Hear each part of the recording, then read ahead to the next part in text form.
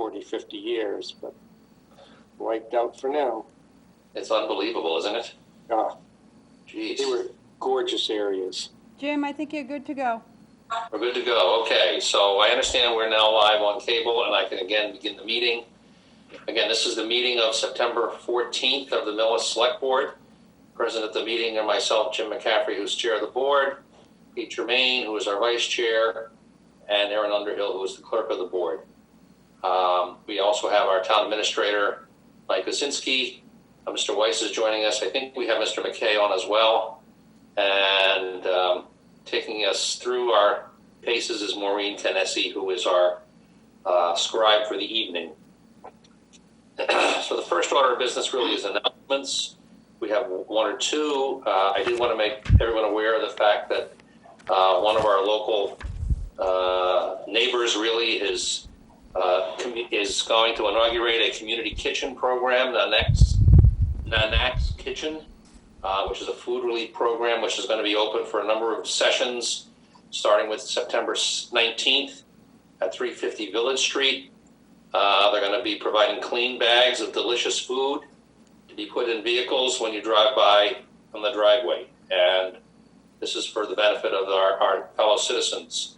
We will be posting the information on this particular effort on our website, but we do thank them for their community contribution beginning again in this week and continuing through into December. We also just wanted to make note of the fact, and maybe if Mr. McKay is on, he can just amplify a bit. We did begin project work on bridges between the town of Millis and the town of Medfield. These are being funded by the state, and the project was kicked off, and we have informed folks on Facebook. But Mr. McKay, if you could just give us a quick update on the project and the project status. So both crews have mobilized, and they are going to do both bridges concurring with each other. But the first phase of work this week, they're going to mill both decks for both bridges, and they're going to do it by lane, so there'll always be 2 lanes open for traffic. There will be times during the day, if they're working during the day. Most of this work will be done at night because they're not in really any residential area. The barges will be put into, because they're going to sandblast and paint both bridges, and they're going to repair the beams. The two, mainly the one on Dover Road, and there's one on Main Street that need to be replaced. And they feel that should take it right in through, depending on the winter. If we had a winter like last year, they could be done by, mid-spring. But if not, if they have to close down for the winter, they will, start up in the spring, and they should be done by mid-summer. So there was a question on Facebook that will boaters be able to pass through, and they will be able to pass through. They're asked to take caution because there will be barges there, and because they will be sandblasting and painting the underneath of both structures. And again, this is a big deal. This is a big weight off of both towns. This is a almost $3 million budget that would have cost both towns to split the fee in that. And there was a lot of people involved in getting that done. I want to thank our representatives, Dooley and Linsky, who attended many meetings with us on this, the town administrator from both towns, and previous town administrators and current town administrators. It's been going on, Mr. McCaffrey. I'm sure you remember how far back this has been on both towns. This cloud been hanging over our head of the cost of these repairs. So there was a lot of work that myself and the director of public works for the town of Medfield, meeting with and convincing them that our thought was we'll just close the Dover Road Bridge down because we just don't have the $2 million that it is, would have cost us to fix that bridge. But it's good. They're fixing it. They're paying for it, and it's a good thing. I just asked everybody to be patient, and it is a state project. And Millis Police and Medfield Police will be doing the details. They won't be state troopers there. It will be our police officers, so they may see someone if they have any questions. Most of the information is going to be run through the Millis DPW office, and we will keep both towns advised on what's going on next. Well, thank you for the update, and we do appreciate everyone's efforts. And as Mr. McKay has indicated, this is a substantial burden taken off of our capital plan, that's for sure. That for the next period of time the state will be doing the work. We certainly appreciate the state's efforts, and it's going to mean that we're going to have, once again, fully safe access down through Dover Road and Route 109. So it's a great development for us. All right, let's move on to the agenda for our meeting this evening. The first item on our agenda is announcing the closure of the fall town meeting warrant, and also then to spend a few minutes discussing the planning process for town meeting, which has been actively engaged. We've been actively engaged with the town administrator, the school department, the Board of Health, the health director, the DPW, public safety officials, trying to put together a plan to hold a safe town meeting in November. So with respect to the warrant itself, the warrant was opened last week. It's closing this evening. I will take a motion in a moment to close the warrant. And at this point, if the town administrator will just give us a brief update as to the likely warrant articles that we're going to see. I realize the drafts are not prepared yet, but if you could just give us the headlines, that would be helpful. Certainly, Mr. Chairman, just to go over some of the items that we're looking at. Many of them are standard fall annual town meeting articles, unpaid bills, operational budget adjustments for FY21. We do plan on having a capital project article for a number of capital projects. The Capital Planning Committee will be meeting probably a few times over the next 6 weeks to prepare for that. We do have a few other items that will come up for discussion. One is looking at a bylaw that was going to be considered at the Springtown meeting, but it was moved to the fall, and that's for switching the order of the annual town meeting and annual town election. I think in an order that makes more sense. And some of the items that I think the board needs to discuss, certainly between now and the final signing of the warrant, are discuss the sewer bylaw that was discussed earlier in the spring. To look at, I think there's a zoning article that the planning board will be discussing tomorrow evening that may come back before the board for consideration to be placed on the warrant. And we will need to talk about the DPW building project and its funding needs. I think that's going to be coming up. The Permanent Building Committee is going to be discussing that tomorrow. And there might be a few other items that'll be coming up for the meeting, but I will have a complete list for the board compiled later this week. To the best of my knowledge, we have not received any petition articles during the open period of the warrant. And I will have as I said, I'll have a first draft out to the board later this week in preparation for your meeting on September 28th, with a likely date of final approval of the warrant on October 5th. And if I may, Mr. Chairman, just to follow up a little bit on planning for the fall annual town meeting. As you mentioned, there's been a couple of meetings, Zoom meetings with a number of the officials that are involved in the annual town meeting. And after much discussion and consultation with the Board of Health, the recommendation is to hold an outdoor town meeting with a possible date of Saturday, November 7th, probably late morning or noontime to kick off the meeting. And we were looking at 4 different locations for this fall town meeting. We were looking at the high school football field, the high school parking lot, the Clyde Brown parking lot, and the parking lot right here at the Veterans Memorial Building. And after some follow-up discussions with some of the town officials, at this point we're leaning towards recommending the parking lot just outside of the high school gymnasium. We believe that has a lot of positive aspects to it that are conducive to an effective outdoor town meeting. I do plan on meeting with this planning group again, either later this week or next week, to have further discussions about processes and what it means to have an outdoor town meeting, which would be probably the first time there's been an outdoor town meeting in quite a long time in the community. And we'll have a lot more detail sent to you prior to your next meeting. So I'd be happy to answer any questions that the board has in regards to this. And I'm sure we'll be talking about it a little more as well at the tri-board meeting this Wednesday, but that's where the status of the fall town meeting planning stands right now.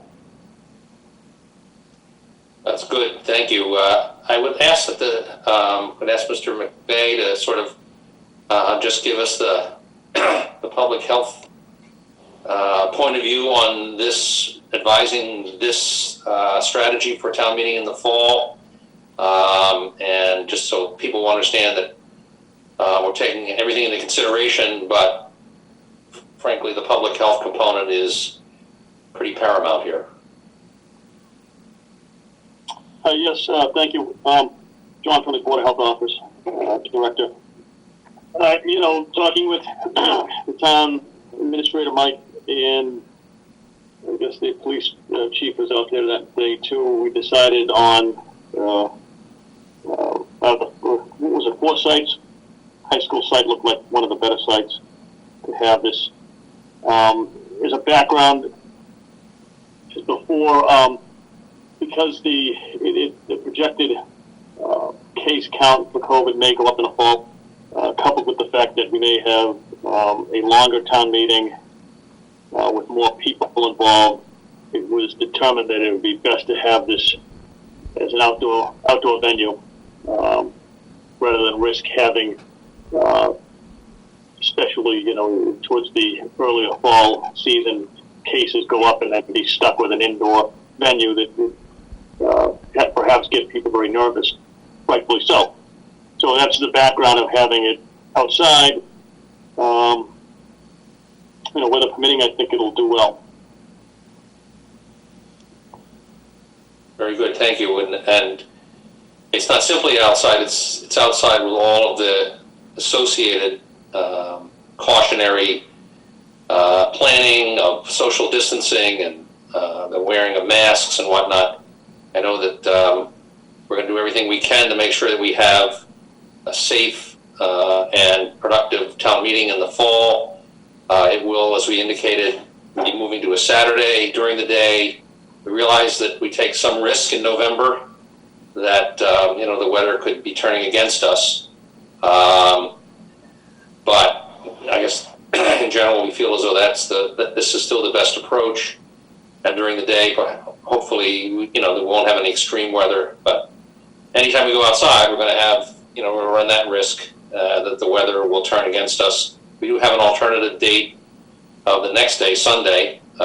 So we are trying to make sure that we get this meeting beyond us, that we give everybody the best public health protection we can, and also conduct the business of the town, which is obviously pretty important for us to continue to maintain our town services and service the town, the residents of our town. So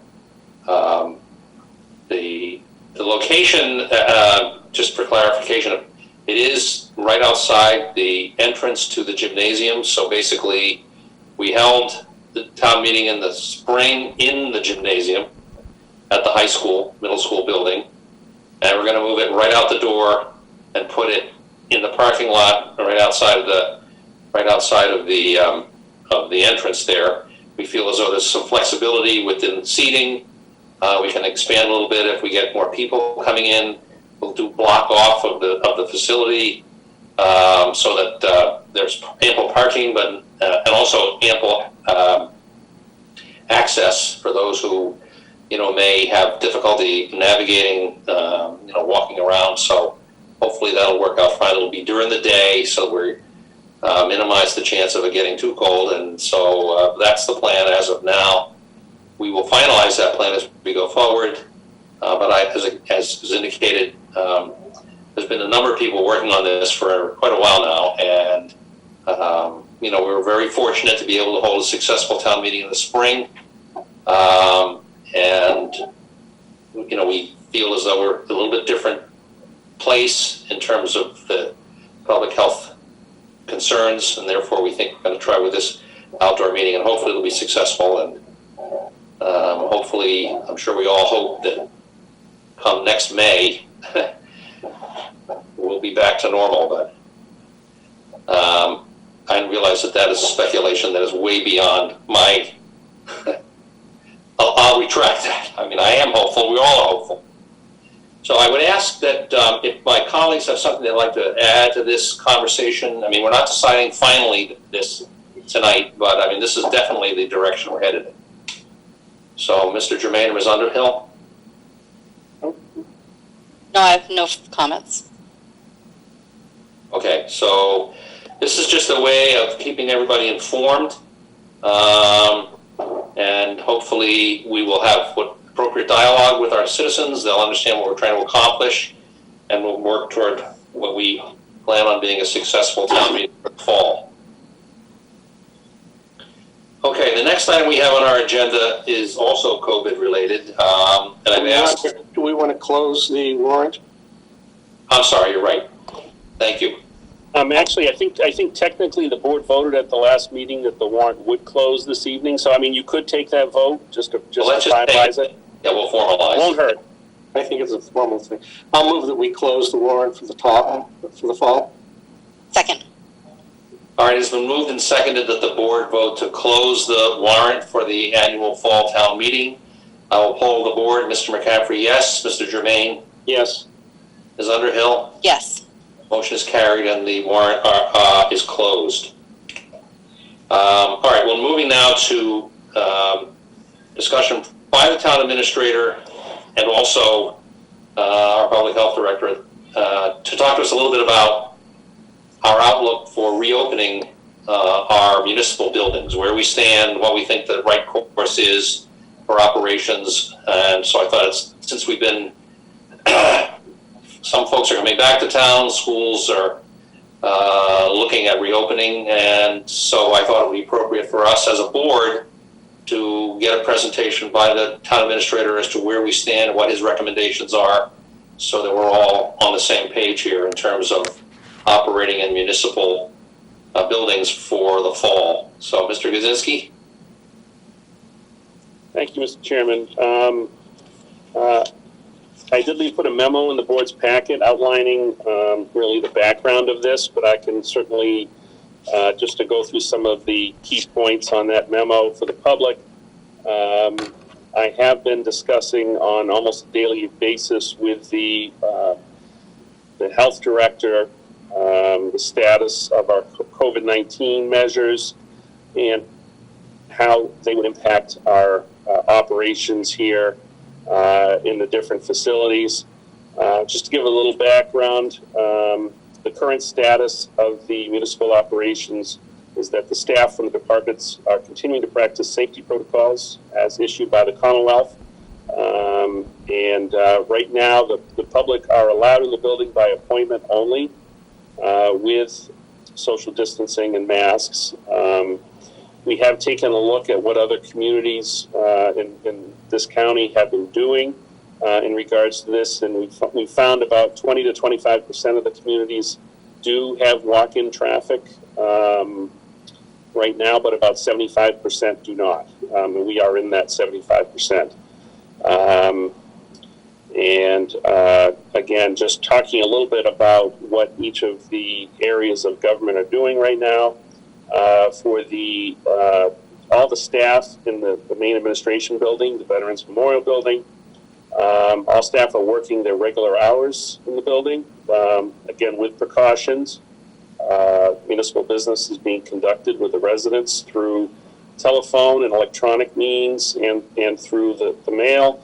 And appointments are being taken for any and all residents who, for a variety of reasons, would like to meet with municipal staff in person. Originally, in conversations with the health director, our intention was to move to walk-in traffic at the building, at this building, and some of the other buildings once the state reached phase 3, step 2. And as you're aware, we have not quite reached that stage. We are at phase 3, step 1. And the governor's office has indicated we may be there for some time before any further movement happens there. So we are continuing to look at what other communities are doing, what the recommendations are from the State Department of Public Health, as well as our local Board of Health, in regards to our level of reopening in the community. The staff in the senior center have been busy serving seniors with Meals on Wheels and the Shine program. They've been conducting outdoor yoga, free bread distribution, transportation services, well person checks, food and fuel assistance, and general assistance through online and through phone consultation with the seniors in the community. They've also been setting up in-person appointments with seniors when requested. And as you know, unfortunately, a few of the events usually handled by or operated by the senior center staff have been suspended until further notice. Certain social events, field trips, the drop-in room, and the enhanced fitness program have been put on hold for now, and until we get guidance from the state saying it's safe for those types of activities to begin again, we will continue to keep those on hold. The Recreation Department, they've been hit particularly hard in this area. There are a large number of recreational programs that have had to be put on hold as a result of the pandemic. However, the department's been working hard to continue virtual online programs and is in the process of working on outdoor programs such as pickleball, tennis, soccer, and similar programs. And the Recreation Department is also following the state guidelines into what can safely be offered. Our library has been offering curbside materials for pickup by the public. They've also been offering appointments for use of their computers and internet service. And they're currently working on plans for allowing limited numbers of members of the public to come into the library to browse the stacks by appointment. And they will be coming out with that information, I think, fairly shortly. So I first of all, I'd like to thank the staff for working hard through this pandemic. Also like to thank the public, who I believe has been very understanding of the difficulties and struggles that everyone is going through, trying to continue to provide services under these conditions. And I have not received very many complaints at all from the public as far as any difficulty in getting municipal business completed. Certainly I know the health director may have some other comments in regards to this. Based on all the current situation and my discussions with the health director, I think at this point I'm recommending that we keep status quo for now, and that we reevaluate as the state monitors the COVID cases statewide, and we can reevaluate sometime within the next 4 to 6 weeks as to whether any changes are warranted. So I'd be happy to answer any questions that the board has in regards to our status, and again, I don't know if John has anything to add on that. Yeah, Mike, I appreciate it, and I reiterate what Mike just mentioned. This is John from the Board of Health. That we actually had a Board of Health meeting this afternoon, and we talked about the subject. And the board was in agreement that the current status should hold until such time there's evidence turn it in a different direction. As Mike was saying, most towns, 75% of the towns in the polling, and I talked to area boards of health, are all by appointment only. The concept would be that, if the fault is have an uptick in cases, opening a town hall and closing it again within a month's period, probably counterproductive if that's the case. I'm not saying that's where it's going. But as Mike had mentioned, our office as well haven't had any citizens that have been concerned that they haven't been able to get into the office, and we've had appointments here and there. So I think the status quo for now is a reasonable, prudent step. Mr. Chairman, if I may, just to follow up on that, certainly in addition to, monitoring the situation for whether or not lock-in traffic of the public, when and how that might be safely conducted. The other item I did take a look at was, how other towns are managing board and committee meetings. Most towns are continuing to manage board and committee meetings remotely by some electronic means, by either Zoom or some other inclusive video program, or through, a call-in number or some other way. Some boards in some communities the board members themselves are coming into, their municipal offices and meeting rooms to meet, but I'm not aware of any towns or boards that actually allow the public to physically come into those meetings. So even though the board may be meeting in person in a socially distanced way, the actual interaction with the public is still being done through an electronic means for safety reasons, simply because the space issues and not knowing who or how many folks will come into a meeting, an open meeting, makes it a very difficult thing to handle. And, certainly, going into CVS or some other pharmacy to buy medication or be in a store for 20 minutes to pick up items is one thing in a large store, but to be in a fairly small room with 30 or 40 people for 2 or 3 hours is a totally different animal. And for that reason, I have not found any towns that are having those types of meetings at this time.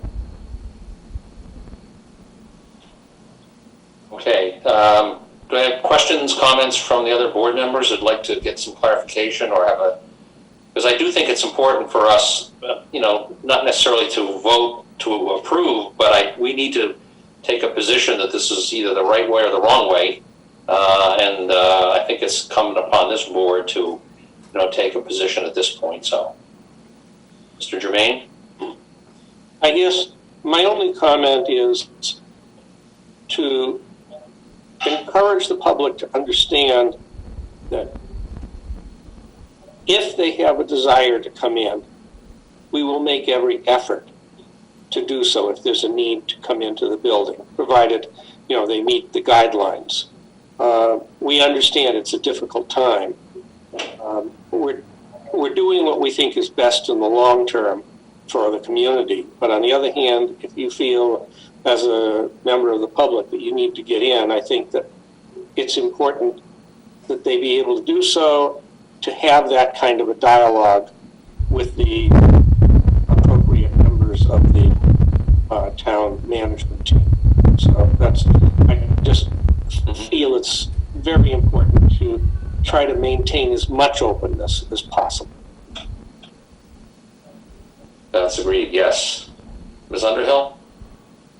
I agree with the plan to keep status quo for now. It sounds very wise and prudent, and looks like we need to keep watching to see where things go and follow state guidelines. It sounds like everything that needs to be accomplished is able to be accomplished the way we're currently running in terms of people being able to do their business. So I totally support this plan. Thank you. Well, I guess that, I'd like to also indicate that I support the plan. I have some interest in getting some feedback from my colleagues and others about being a little bit less indefinite about when is this going to end. And by that I mean we don't have control in any way, shape, or form over the next phase of the pandemic or when the governor will move us to the next phase. But we do have some responsibility to manage expectations, because even though we say that meetings are being held, and I do think the town's vital business is continuing, the need to make sure that if we're holding meetings, whether it be our meetings or school committee meetings or zoning meetings or planning board meetings, etc., recreation meetings, that those meetings are actually being held, and the inconvenience of doing it through a Zoom is noted, but it's important for us to continue the town's business. And I think that if we feel that some degree of certainty, that is, and I'm just going to throw out that the town is probably not going to reopen to the public until after the presidential election, that is certainty, and our various boards and committees can plan accordingly. Now, if for some reason that timetable is that we're able to accelerate it, we will. But I don't know how my colleagues feel about adding some certainty to the indefiniteness of saying just we're going to continue as is. I feel as though we're better off trying to set a date, which again may have to be extended, but I don't want to create the impression that we're on the verge of relaxing some of these rules, particularly as it pertains to public meetings of committees and boards where you have literally, no legal basis for controlling the people who want to be heard. They have to be given the right to be heard. So anyway, I don't know if my colleagues have any view on that, or whether or not you're comfortable just with the message that status quo for now. Okay, I think that I realize none of us can predict anything, but I think if you wanted to throw out a date, I'd say the presidential election time frame sounds reasonable. Everybody's got different things going on. For me personally, I'm not expected to physically be back in my office for work until 2021. So, and I think a lot of people are in similar cases depending on the industry. So if we feel that would give people, a better handle on it, that there is some kind of a time frame where we're expecting to be this way until this time, at minimum, if not longer, but at least till this time. If that's going to give people a little bit more to hold on to or level set expectations better, then I'm agreeable to that. I don't know if the Board of Health would want to weigh in on that, but we're not saying it's going to be gone or that things are going to be open or predict anything in the future. We're just trying to set a time frame so that people have something to expect. I think, John from the Board of Health, from a public health perspective, I think as we go into the fall and winter, the risk level is going to go up. It's not, I'm almost guaranteeing it's not going down. It's going up. And you get into flu season and COVID mixture, and the potential for overlap in that area and symptoms being one confused for the other, which could cause some problems in town hall and so forth. My guess is that, for the foreseeable future, from a public health standpoint, the vaccine is there. We're not going to be probably going up in the phases, so to speak. So if you rely on phases, the governor's phase chart, I think we're going to be stuck in phase 3-1. And to be honest, if it's going anywhere, it's probably going to be going in the reverse direction. I'm just saying probably, but I'm not saying that's a definite. But again, the risk level going into fall and winter is almost, guaranteed to be going up. And that's just that's scientific. Most scientists will agree, and most doctors will agree that that's when we'll see upticks.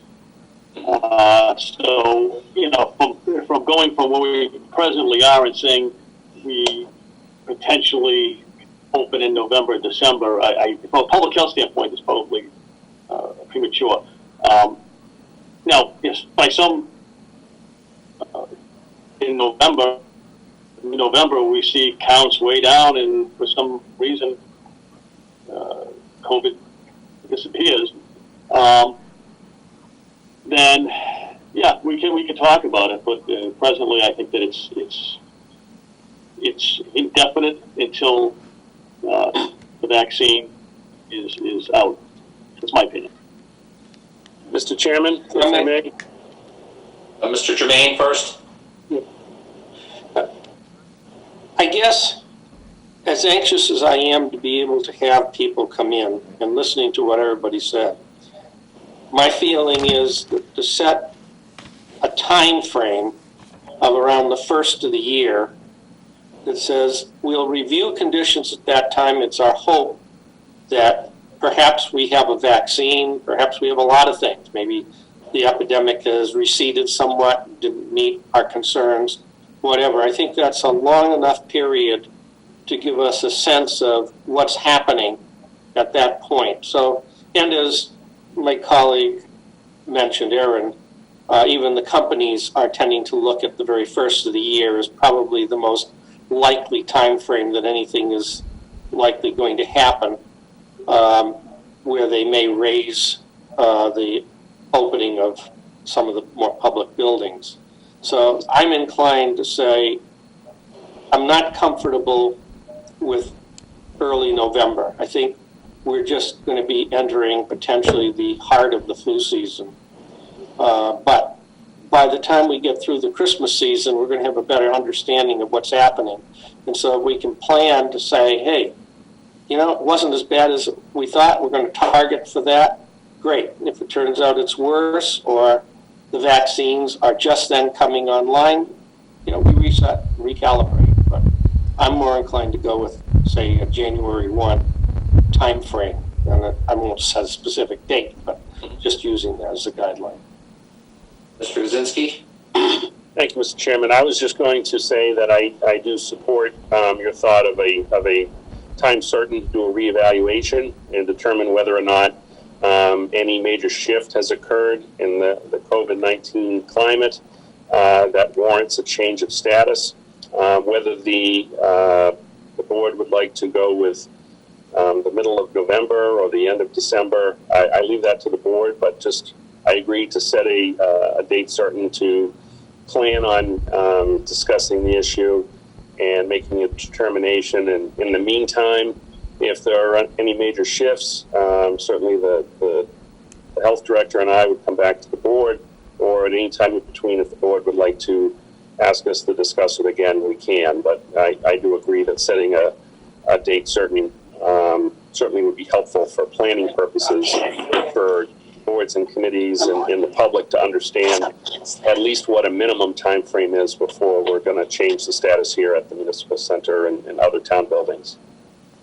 Well, okay. I mean, I guess that, the notion that the board would request this formal review from the town administration at date certain, to me, is doing two things. It's giving people the context that this is not going to just go away next week in terms of the administration of the town's buildings. On the other hand, I want the board to be actively engaged in reviewing this so that, we're setting the policy based upon the advice of yourself and the public health director and other public safety officials. So, and maybe my November date is just way too premature but I would be interested in receiving then, a report back from you and the health director and whomever else at our first meeting in January, say. Certainly, if something happens before then, we have the flexibility to accelerate opening. I just think it's important for us to take the message to the public that this is the thinking, and so that they can plan accordingly. Is there I had some potential comment from the public. Is there someone who'd like to speak to the issue? If I might, hello? Kathy Yes. McInnes, 78 Island Road. Thank you, Mr. Chairman. That's great that you're not opening, other people aren't, but my only concern continues to be the lack of being able to have the agenda present or available to people. When we used to go to the selectmen or the zoning board meetings, the documents would be out there. Karen would leave them out there for the public to take a copy of and to review. It was later on in the meeting, not immediately, so the public would have a chance to write comments. And I wonder, Mr. Chairman, if you have ever revisited the idea of perhaps on the day of your meeting at even 6 o'clock or so, unimpounding the items that you'll be discussing and the documents that you'll be discussing available to the public at that time. Thank you for your consideration. Thank you. I think we do need to address that anew. And because we certainly are looking to try and provide the information so that people can participate and understand what we're doing. So we'll take another look at that for the next meeting to see what we might do to make sure we publish the material. Certainly at a minimum the agenda, so people should know what we're going to talk about, and that should actually be published on Thursday prior to the meeting. Karen's, excuse me, Karen's doing a good job of posting that on the Thursday. It's just the documents that are involved that you'll be, that it could be fair for the public to make comments on rather than hearing it for the first time and then the next day sending an email to the town administrator with thoughts. Yeah, okay. Thank you. Point well taken. All right, so I guess that with respect to sort of the direction here to try to add some certainty to the timing, my feeling is that I'd like to make a motion that we ask that we continue to maintain the status quo based upon the public health information for building openings, and that we ask the town administrator and other officials to report back to the board no later than the first week of January on an update as to this opening, the status of potentially opening the buildings. So that's my motion. I'll Second. Oh, it has been moved and seconded. I'll poll the board. Mr. McCaffrey, yes. Mr. Germain? Yes. Ms. Underhill? Yes. Motion is carried unanimously. I also would like to ask the town administrator to post, or have posted on the website, sort of the guidelines here as to what the status is. Now, I know it's pretty well known, but I think we should enumerate the buildings. I think we should let people know where we stand on each one of them, what the access is, and I would include not just the VMB, but, as you said, the library, the police department, the police headquarters, the fire headquarters, Niagara Hall, other public buildings, so people are aware of what the status is. And if the school committee is amenable, that's also published on that list. Not when the school is open to students, but any rules that apply to anybody other than the school community using the building. So that our community ought to know that the school is either available or not available for after-hour kinds of activities. Mr. Chair? Mr. Germain. I'd like to also follow up on what was said a little earlier, just to emphasize it. If the town administrator and the health director find that there is new information coming their way regarding the status of the virus, good or bad, I'm not saying which, that get released to us and the public as quickly as possible so we all get a good understanding of where we stand. I mean, none of these votes have to be such that they're locked in, not even intended to be in concrete. But if we see, for example, that, hey, the fall isn't as bad, and in fact it's diminishing dramatically for whatever reason, that may change thinking on how we proceed on opening or anything else. but the reverse could also happen. All I'm asking is keep us informed, if not every couple of weeks anyway, just how are things going? And if something dramatic happens, we need to know right away. Agreed. I mean, I guess my whole point too is this is not on autopilot. Yeah, we want to be engaged and involved in making the decision because we represent the community. But I think we've had a good conversation here this evening, and I appreciate the input and certainly all the work of folks to try and make sure, A, that we're safe, and B, that we inform the public as to where we stand on various things. So thank you. The next item on our agenda, I'm a little behind, but I hopefully catch up a bit. We have an appointment to be made for a building inspector. So, Mr. Gazinski? Thank you, Mr. Chairman. We actually have an appointment for a local building inspector, and I believe that Mr. Gary Pelletier, our deputy commissioner, is on the line to speak to this. Gary, are you there? Yep, I'm here, Mike.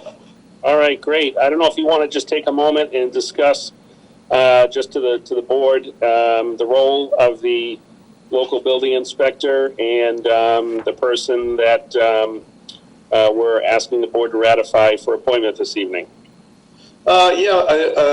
Mr. Bob Fogarty is a long-time Millis resident. He's also a 30-year plus contractor, has his mass certification as a building inspector, currently works as a deputy inspector, a local inspector for the town of Holliston as well. And his role would be to provide backup for Mike Giampetro and myself. Don't have to inform the board of how busy things are in the town right now. Certainly from a building standpoint, with additional things going on with COVID and schools and everything else. So it's a very good situation for the town of Millis to have an experienced builder and inspector added as additional backup for Mike and I when we're not available, both for inspections, cover for vacations, as well as emergencies. So Bob has a great resume, a lot of experience. He's a great addition. Thrilled to have him on the team and fully support his appointment as a deputy local inspector. Thank you, Gary. And Mr. Chairman, I have to second that. I think the town is fortunate to have someone of that much experience and qualification coming forward to serve in that role. And with that, I'd like to formally request that the board vote to ratify my appointment of Robert Fogarty as the town's local building inspector. So, any questions from the board members about Mr. Fogarty's candidacy? No questions here. He looks like a great candidate. Looks good to me. He certainly does. Do we need to do any query and such restrictions here, or are we able to vote a clean appointment? I think, Gary, you can correct me if I'm incorrect, but I think, have we conducted the query and physical yet? That I don't know. I mean, Karen might. So I would recommend the board could vote just on contingent on the successful completion of a query and a physical. Yeah. Okay. May I ask a quick question? If he's already working in Holliston, would he not already have a quarry? Well, I'm sure. I mean, I'm sure he went through the same thing in the town that he's assigned to. Yeah, we're certainly not expecting any issues with either, but just from a protocol standpoint, we do go through that, and it's the query is pretty easy and quick to do, and the physical, I think, just takes an hour or two of time, to complete. So I'd recommend just for keeping with our practice to have the query and the physical just as contingent on the appointment, and I'm sure we could get that done within the week. Well, then I'll be happy to move that we take the town administrator's recommendation hiring Robert Fogarty, subject to good completion of a physical and a query for building inspector, assistant building inspector of the town. Second. It's been moved and seconded to approve the town administrator's appointment of Mr. Fogarty, subject to the successful query and physical. So I'll poll the board all one day soon. We're going to be able to just Mayor. So I'll poll the board. Mr. McCaffrey, yes. Mr. Germain, Yes. Ms. Underhill. Yes. Motion is carried unanimously. So welcome aboard to Mr. Fogarty, and hopefully we won't miss a beat in the building inspections, because there certainly is a lot of activity in the town of Millis right now. Okay, we're moving on to the next item. The next item on the agenda really is a financial update. So I've asked Mr. Gazinski and the finance director, Ms. Johnston, to brief us on sort of where we stand on sort of some of the key financial indicators, because obviously we went into this year with a good deal of uncertainty, some conservative approach to revenue estimating. I think it's appropriate at this point in time, now that we're well into almost the end of the first quarter, really, of the fiscal year, to get a handle on where we stand. So, Thank you, Mr. Chairman. I did work with the finance director, and be no secret, though, she pulled most of this information together, so I'd like to thank her for that. I know she's on the line, so I think she can talk a little bit about the good news from a financial standpoint, and then we can talk about what that means going forward for the town. Thank you, Mike. Carol Johnston, Finance Director. I was asked to give a financial update as of last Thursday. The town of Millis' financial position is trending positively for FY 2021. The town's cash flow is strong based on our current collections, and there are the following other reasons for the strong cash flow. Local aid distributions were budgeted at 5% lower than the governor's FY 2021 budget proposal. The actual monthly distributions are being funded at the FY 2020 level fund amount, which amounts to a current increase monthly of $19,757. If these distributions remain at these levels based on the BOR guidance, then the full annual increase in local aid is expected to be $237,083. FY 21 Q1 real estate taxes have a 97% collection rate, so it's 1% less than the collected at this time last year, but still positive in the direction. The next tax bills are due on November 2nd, and that will be for quarter 2, so we'll have to give you an update after that time for any additional real estate taxes. Marijuana impact fees for FY 2021 quarter 1 were received at $70,058, with a matching local options tax of 3%, bringing in an additional $70,058.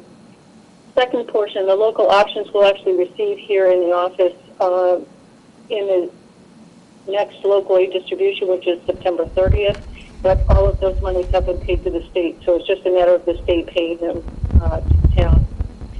Motor vehicle receipts for the remaining FY 2020 excise taxes are trending higher than collections at this time last year. The excise taxes for FY 2021 will be mailed in February and will be due in March, so there won't be any update on that until that point in time. Other things to consider for our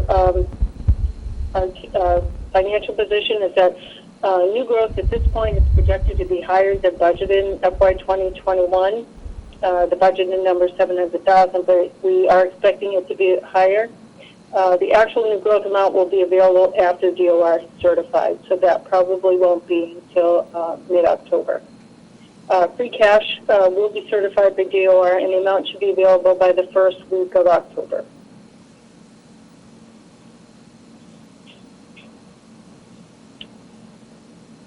Okay. So, Mr. Chairman, I mean, based on that information, I would certainly summarize that by saying our revenues are certainly trending in a positive direction, certainly much better than, we were concerned that could have been based on a lot of the factors.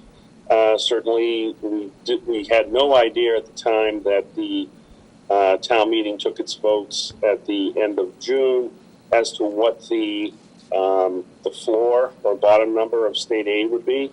So having been given that is very helpful as far as our revenue projections.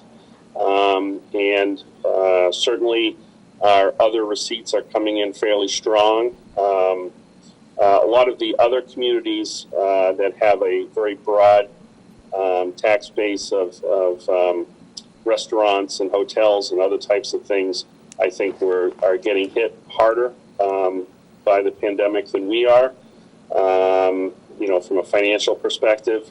So I think we're looking pretty good at this point. Certainly between now and your next meeting, we hope to present an even, a more up-to-date picture as we get closer to the fall town meeting and have to make decisions as to any adjustments to the FY21 budget and for capital expenditures. And also, as Carol said, we're certainly looking to have our free cash number certified by the first week of October, so that we can, the board can, with knowledge, make those final decisions as to how the warrant is going to look when it's sent out to the Finance Committee and the public. So certainly if there's any questions at this point, I'm sure Carol and I would be happy to try to answer those. I'll ask my colleagues if they have questions they'd like to ask. Well, I have an observation, if it's all right. First, I will say I'm very pleased with the information that's been presented. It's quite timely, and given our past history, it makes our planning a lot easier going forward. Knowing, even if it's not exact, having a pretty close understanding of where we are budget-wise makes a big difference in how we decide to go forward. And to that end, I would like to suggest that we consider a change in how we dealt with the 5% cut with respect to the employees of the town, and whether we want to go back to what I would consider our regular employee status prior to that cut. So that's the part that I wanted to throw out this time. Ms. Underhill? Go ahead, Mike. Yeah, go ahead. Oh, I'm sorry, Mr. Chairman. I mean, certainly my intention, in keeping in line with what Selectman Germain said, my intention at this point is to have further review of the numbers, the revenues with the finance director over the next couple of weeks, and to make a recommendation to the board at your meeting of September 28th as to any changes to the FY21 budget. And certainly, based on the trending numbers, they would be along those lines, as Selectman Germain has just stated. But I'd be interested in any feedback from the board, and I will, again, be prepared to make a formal recommendation to the board at your next regular meeting. Ms. Underhill? I just wanted to say thank you to both Carol and Mike for putting this together. I know Mike said it was mostly Carol, but so thank you. It's very helpful to hear this and to see this presented to us in this manner. I too agree that as soon as it's recommended and a safe bet, to bring the staff at Town Hall back to where they once were, prior to making the budget decision we did to be safe. So again, thank you, and hopefully at the next meeting we can talk about potential changes. Okay. I've got a couple of things I'd like to ask as well. With respect to the real estate tax, what you've reported to us is a, frankly, collection rate that is quite comparable to the prior year. I mean, it's down a little bit, but it's certainly not an indicator particularly of anything, other than I guess many people are paying their taxes through escrow accounts with mortgage lenders. But could you report to us either tonight or at another time, not simply the rate, but what is the increase in the dollar amount year over year? I mean, it's 97% of a bigger number, so therefore it should be a larger amount. Is that right? Right, exactly. At the end of FY 20, we had $1,021,000 outstanding in real estate taxes. $820,000 of that were for FY 20 taxes, and $181,000 of that were for FY 19 taxes, with very small amounts for other pieces.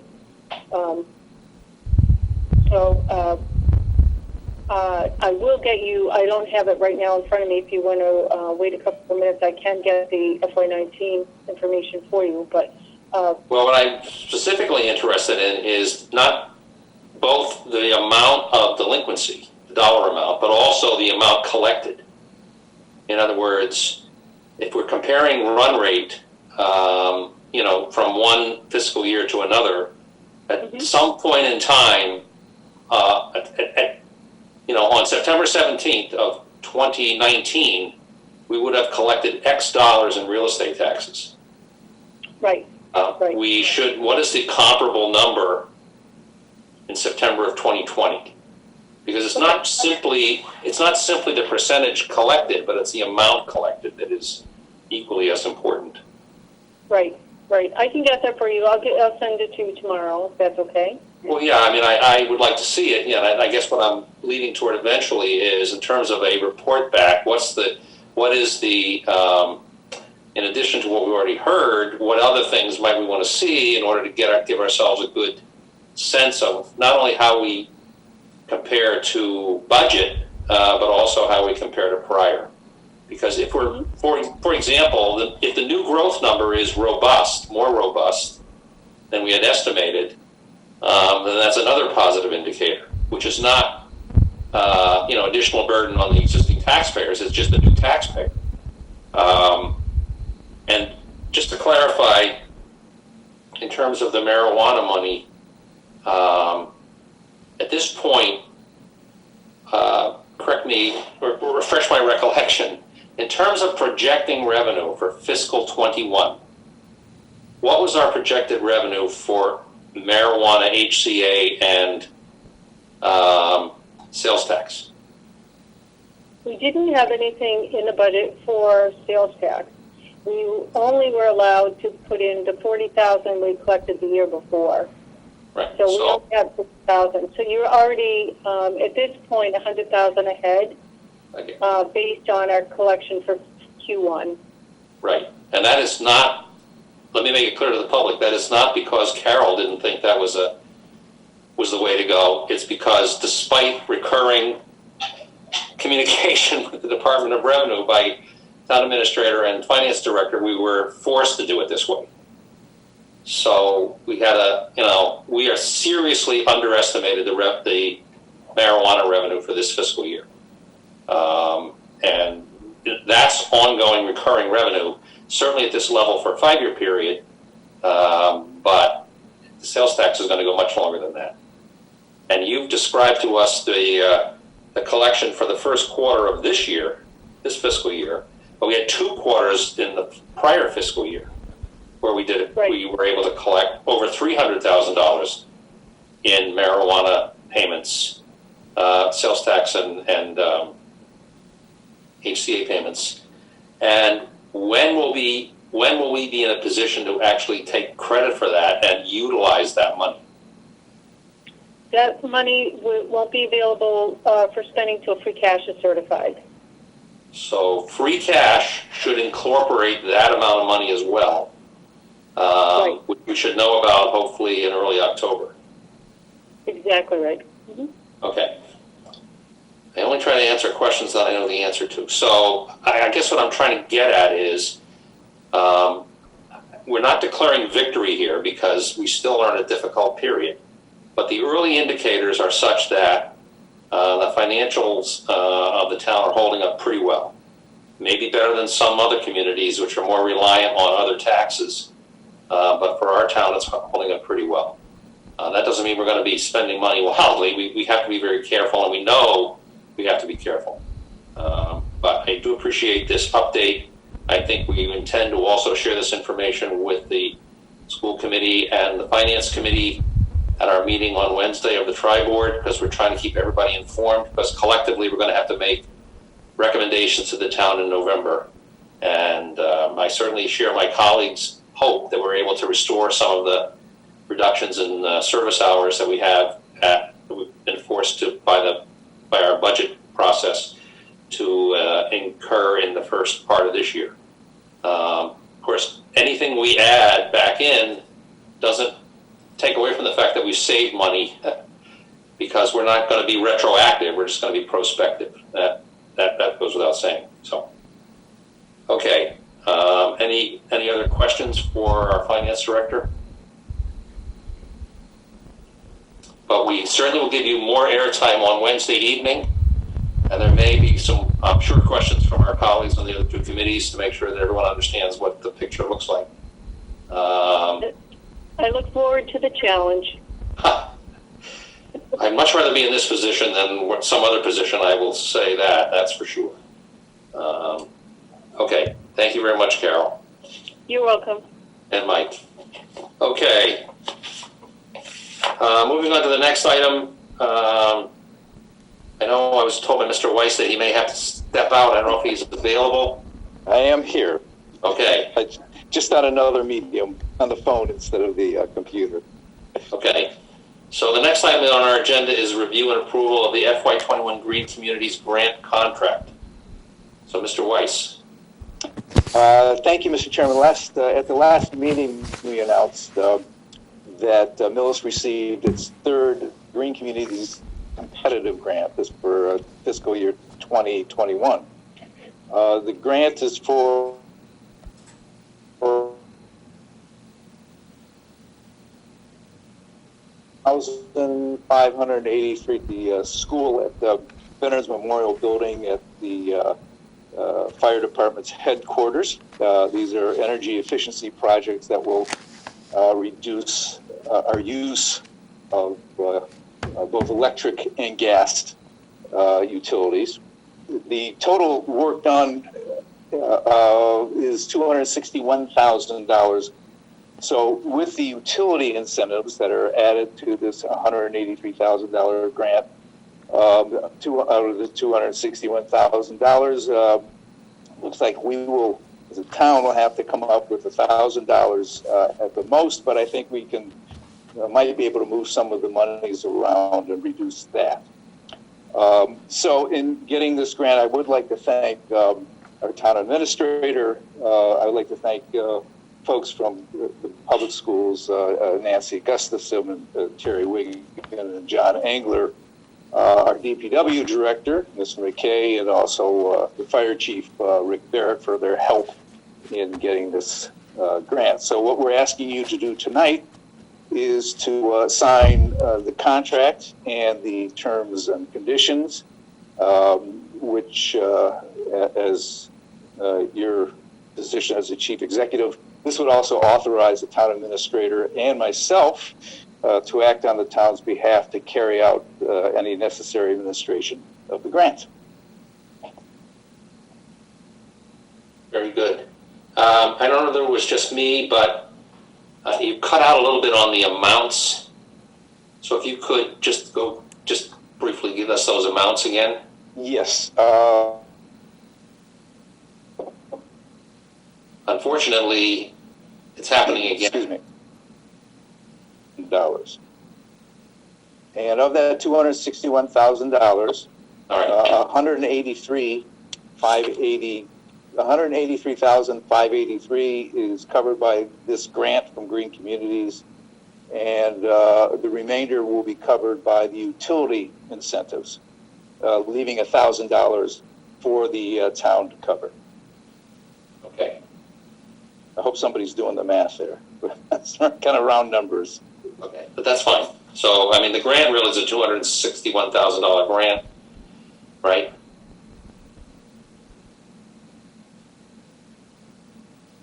The work we're going to be doing is 183,583. Okay, gotcha. So, questions from the board members?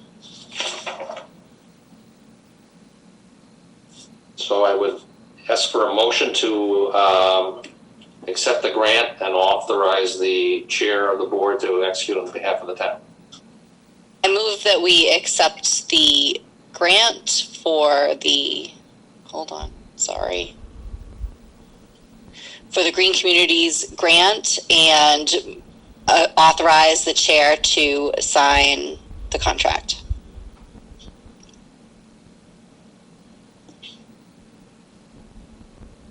We're waiting, Mr. Germain. You're on mute. You're on mute. Okay, let me try this again. Probably the best news you had all evening was when I was on mute. That's beside the point. Let me clarify. So the grant is for $261,000. We're going to use $183,583. Is that correct? That's right. That's right. And the remainder, $77,417, is from the utilities. Is that correct? That is correct. And then $1,000 may have to be made up by the town. Okay, that's so correct. That's what our agreement is on this motion. Yes. Fair? Yes. Okay. Yes. So you'll second it, won't you? I thought I had, but yes, I second it. All right, moved and seconded. Further discussion? I'll poll the board. Mr. McCaffrey, yes. Mr. Germain? Yes. Ms. Underhill? Yes. Motion is carried unanimously. And again, thanks to the team, to Bob and your leadership under the Green Communities effort, which is now multi-year and multi-hundreds of thousands, which is great. And we really appreciate all the hard work and Great. And I appreciate your support. Okay. All right.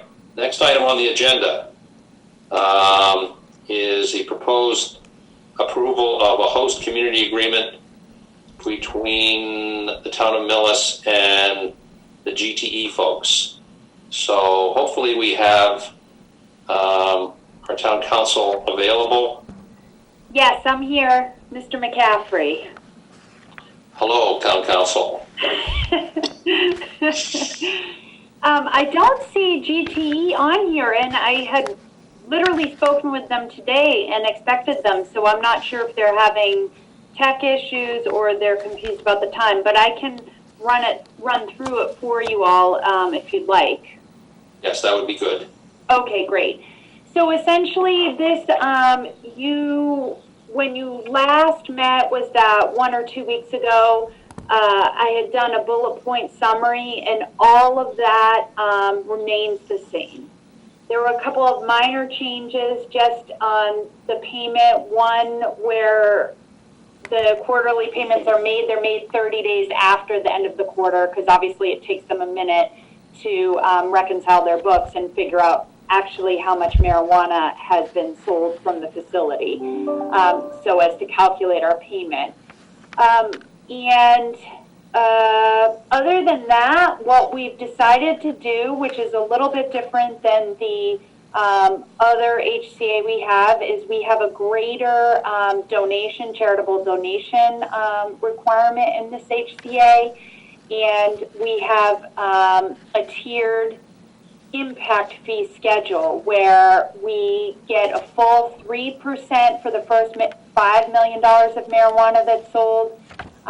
Between 5 and 10, we get 2%. Between 10 and 15, we get 1%. So So it's a tiered approach, and I think it really comports with 94G, which, if you all recollect, requires the community to use the community impact payments to offset the actual impacts of the facility. So by making it a tiered approach, we can say actually that first dollar of marijuana money is much more impactful than the last dollar, because so the roads and the infrastructure that's town-supported infrastructure is impacted whether or not there's $1 or $10 million. So obviously that first dollar is much more precious to us. So as a consequence, I think this tiered approach is actually very compliant with 94G and consistent with the spirit of it.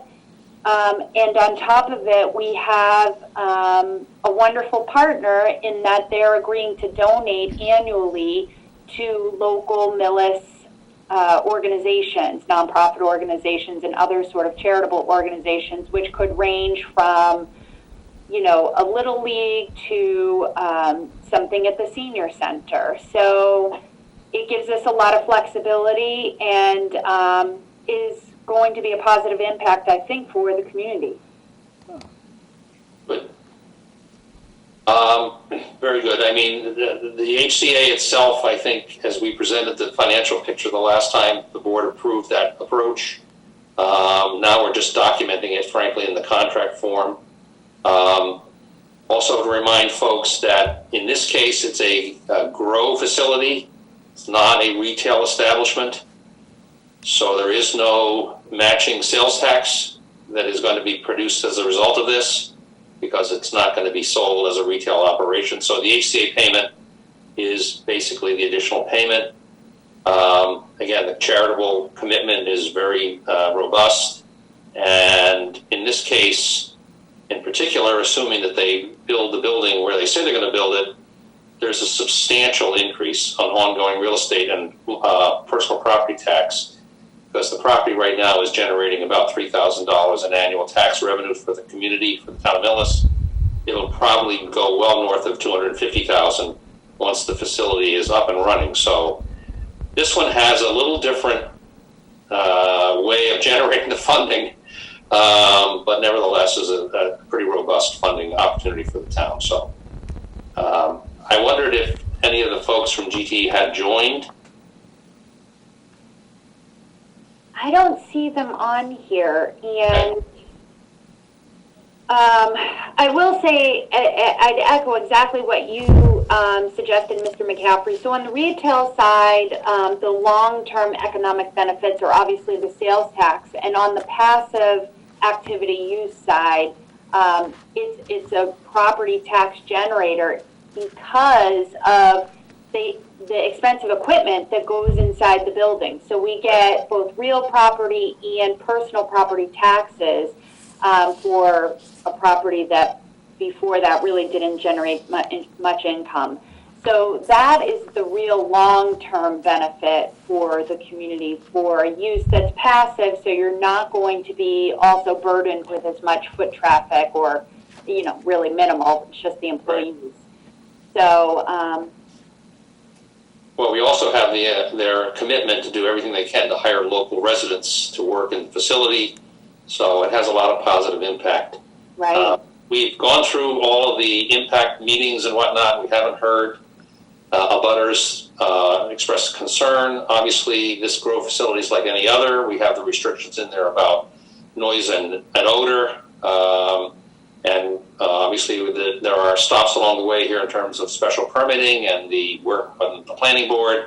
So it's not like this is going to start happening tomorrow night, but I do take the position that I would ask the board to consider accepting the contract and agreeing to sign it upon presentation of a $15,000 check from our friends at GTE, which is part of the obligation that they will have under the agreement.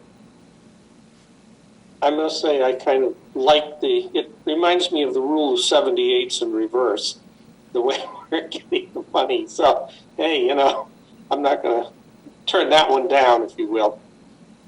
but I'm certainly prepared to make a motion that we accept this agreement and we should sign it and move forward on this.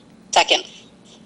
So it has been moved and seconded that the board accept the contract and with GTE for a host community agreement, and the board will execute the agreement subject to the receipt of the initial $15,000 payment from the applicant.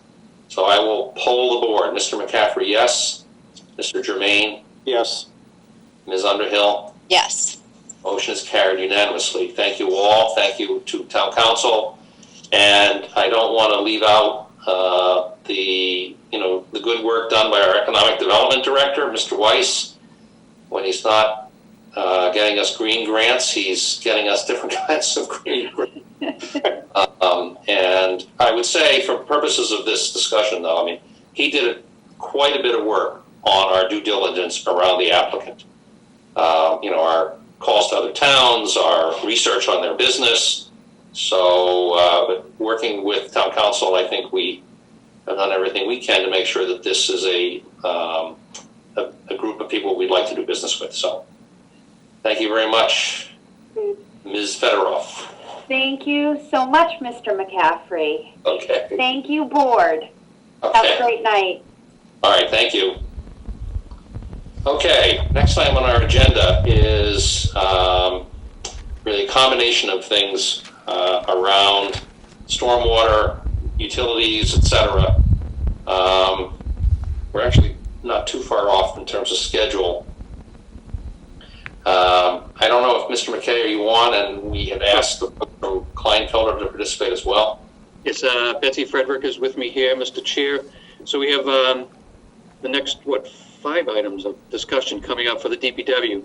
The first is a discussion for the credit manual and the process of filing for a hearing through the Board of Selectmen.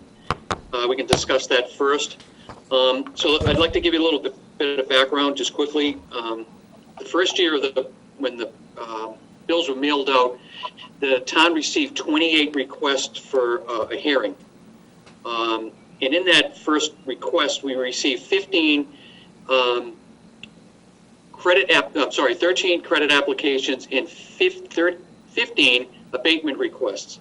So in the first year, we were allowed to hear the abatement. The credit applications were not in the first billing cycle, so we kept them, and so we heard them in the second cycle of the billing process. The first 15 abatements, the finance director, myself, and the treasurer collector, we heard the 15 hearings. We adjusted some of the billings for different residents, and none were appealed that first year. They still had a right to appeal it to the selectmen, and none at that time appealed it. I think we had a general meeting with the board after those 15 were heard, and they never moved forward.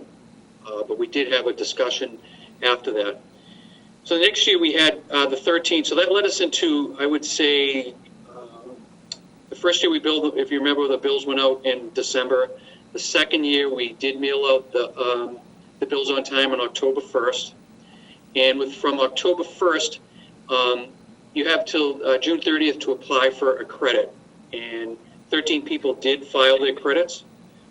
We heard myself and the engineer working for Kleinfelder reviewed the process of the 13 applicants, and we found through the credit manual, and anybody can review the credit manual. It's online. It's on the Millis Facebook page, not Facebook page, but on the website, and it's under stormwater management.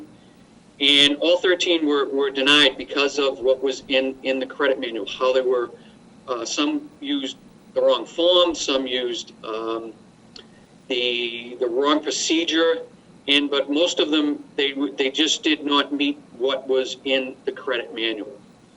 That led us to March of this current year, and that's when COVID came in, and we haven't had a chance to, so the 13 that were denied, 13 people came, they appealed the process to the Board of Selectmen. And back in March, I brought it to the board's attention that these 13 people, were appealing it. And I would say about a month or two ago, I had a discussion with the town administrator and let him know that this was still out there. My recommendations for these 13, what they are is they were denied, and they were denied for reasons that were in the credit manual. How do you want to move forward with that? I think that's up to the board to make that decision. And we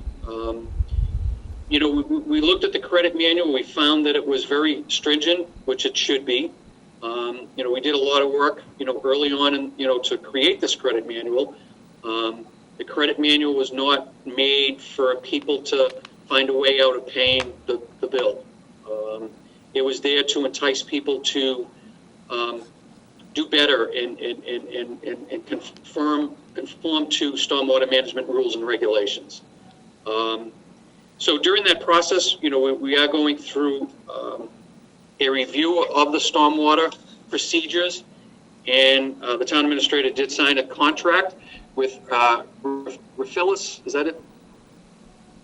Yes, there was Raphilis. Yeah, Raphilis, and they're going to review the credit manual and the procedures and what's in there. Is it too stringent? Are we not giving the people an avenue to, run their roof leaders into some sort of a cistern or anything of that nature? But the main thing tonight is, what do we want to do with these 13, appeals? All the residents, they all followed the procedure. They all did it according to, it's the town. We haven't fulfilled in our obligation. We were supposed to hear these within 90 days of my decision. And those letters were sent out on time. And, Betsy's here if she wants to add anything to the process of the credit manual where it was written up, through Kleinfelder. Sure, and happy to answer any questions from the board around this. As you recall, for those of you who were on the board at the time, and I realize now it was probably only you, Mr. McCaffrey, but there was a significant amount of policy discussion around the various methods by which individuals property owners could apply for credits. There was sort of a distinction between the small property owner who had 1 to 3 or 1 to 4 billing units and giving them some credit for essentially an easier process to prove that they were trying to do the right thing. And then there was the credit policy for those that had essentially more than that. And it is strict. It basically says you are just meeting what the law requires you to do, and the law is more stringent than it had been, the state law as well as the town of Millis bylaw in accordance with their MS4 permit requirements. So the intent was to say, if you're just doing what you have to do, you don't get a credit for that. If you're doing more than what you have to do, you can get a credit for that, and you can get a credit on the basis of whether you're improving water quality, or you can get that credit on the basis of whether you're reducing water quantity that's being discharged to the system. So those were all conscious decisions. They were part of an overall effort to, as Mr. McKay mentioned, provide incentives to people to become environmental stewards of their property. But it was also intended to a certain degree, preserve the revenue projections that were built into the whole purpose for the enterprise system, which is to say, we anticipate this much revenue in order to pay for this much cost, whether that be in maintenance, operations and maintenance, or capital projects for management of the stormwater system, both for water quality and flood mitigation. So, we made some assumptions around what, kinds of, I think it was 3 to 5% would likely become essentially lost revenue to credits, and that was built into the rate development. So, we're happy to talk about how and whether that manual ought to be revised at this point to meet the policy goals of the town. Certainly, it's something we're more than happy to support you with. I think, what you get from a third party coming in looking at this like Raphilis is they'll be able to look at this from a little bit of a bigger picture look of best practices. I'm not, we might want to look at things at a little bit of lower levels, smaller level. What's going on in Millis? What do you all want to do? We can support you with that. They can certainly, chime in that conversation as well. But I think it is time for a conversation to reopen what you want to achieve with that credit manual and this part of the program. Okay, yeah, I mean, I would agree that we are in a situation right now today that should be no surprise to anybody. We made policy decisions. We approved the documentation. We had approval from the town on setting up the utility. And it seems to me, based upon what's being described here, the one thing we haven't done under the policy set forth is to actually allow these 13 ratepayers the opportunity to appeal the finding of the administration on whether they're eligible for credit or not. So, my own view is that we owe them that because we told them that that's what they would get. That's no guarantee that we would grant their request, but they deserve a hearing. And so we'll figure out exactly the logistics of that. And I understand there's been COVID and all that, and so there's some, at least justification, if you will, for the delay. But to my way of thinking, there's no justification for not hearing their requests. I mean, that's what we said we were going to do, so we should do it. Now, we'll figure out exactly how and what we need to do, but at this point, I don't see that we should do anything other than that, which is a separate question from whether or not credit policy itself ought to be, I'll call it liberalized or relaxed a little bit to recognize true and real effort by homeowners and property owners to mitigate the two areas that you talked about, whether it's stormwater or flooding, et cetera. And that, to me, is that should go on a different and somewhat parallel track, but it doesn't, these folks who have appealed should not have to wait for us to redesign the credit manual. That's my view. Absolutely. So, Mr. Germain, you have thoughts? Well, first of all, I need to tell you up front that my family is one of those 13. So let me be forthcoming in that. Personally, I'll be honest, I don't really care. But let's say there are other members in my family that very much do care, and as a result... It's a highly dangerous road you're traveling down. Yes, I'm in a very precarious position no matter how I slice it. We're not talking gobs of money, to be honest with you. I mean, I don't remember, $28 or some $32, I don't even remember what it is. That's not the issue. I think what Mr. McCaffrey said, though, I absolutely concur with. First, to allow the families that did file to have a hearing and to go through in detail to see if that can be reversed, revised, whatever, and to understand why the initial denial came through. Because I do understand that certainly at least one individual I'm aware of, not myself, provided an enormous amount of detail and information. And it just seems implausible that that individual would not have received some credit for the amount of effort that was put in on the property and on the filing. And so that is the kind of thing that I'm interested in, is understanding the process. I'll be very candid with you. I'm not particularly concerned with, well, if you give a family an agreement that, yeah, okay, we agree you ought to be given one credit or whatever that is, that should be something that you're worried about in terms of what it does to the impact of the town. I consider the two separate issues. One issue is, as Mr. McCaffrey described it, dealing with the encouragement of stormwater mitigation and coming up with new ideas on how to deal with that and encouraging people along those lines. And if that involves some number of people doing that and therefore being able to get a credit for it, then I would say that is in line with what we are probably looking for in the long term anyway. But that is part of a process that then comes back to the policy. And that's the second part of what Mr. McCaffrey was pointing out.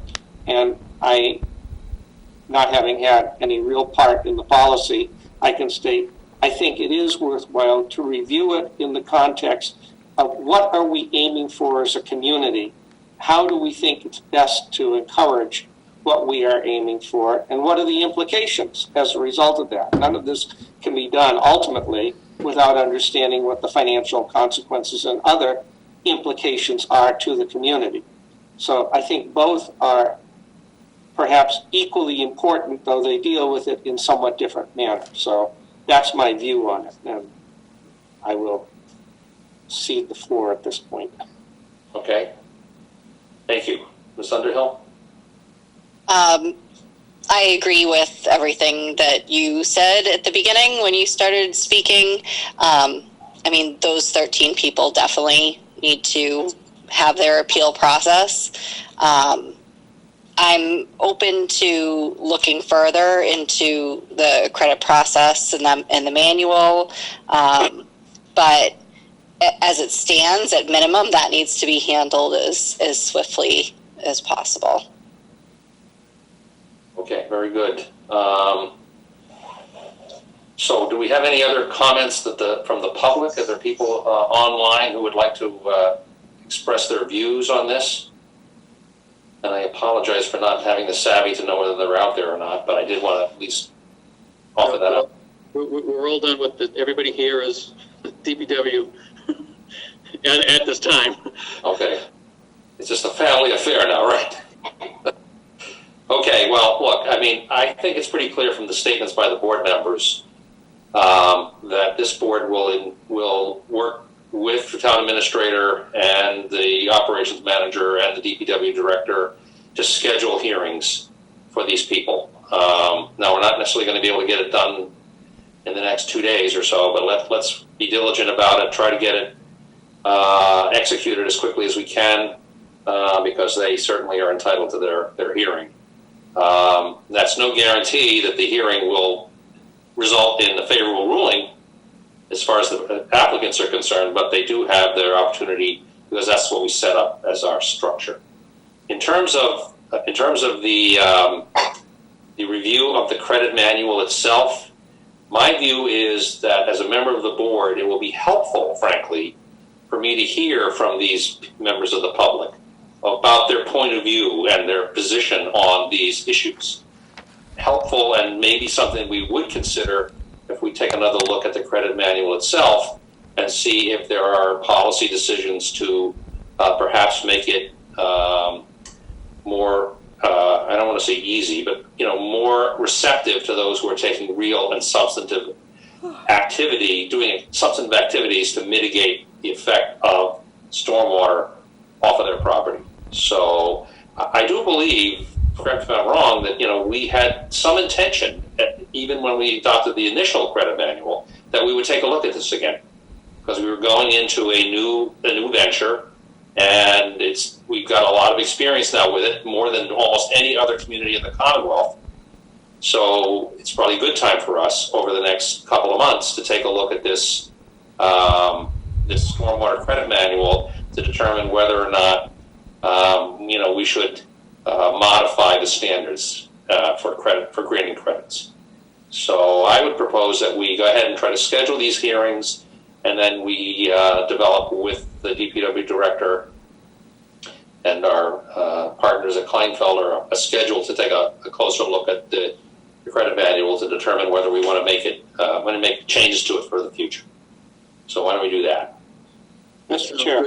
It was always our intention to do that, was to have these hearings done, and you're correct.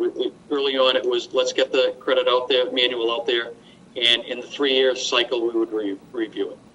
So it's pretty timely at this point. Yep. Okay, the next item. Go ahead. May I ask, who constitutes the review committee? The It's written in the schedule that it would be myself, the finance director, and the treasurer collector. That here's the first round of it, and then it goes to with discussions, always with the town administrator being involved in all the discussions of it. And then it would go from that denial or whatever. They have the right to appeal to the Board of Selectmen. Okay. Just curious, I'm ignorant in that one area. Thank you. It's a similar process, I believe, for the one we apply to abatement requests for water and sewer. That's correct. So it's a similar process. Okay, so the next item we did have on our agenda is also related to utilities, which is the stormwater regulations that the EPA is considering and the implications for our system and our town that these regulations, again, I believe the proposed regulations would have on our small town as well as many of the towns around us.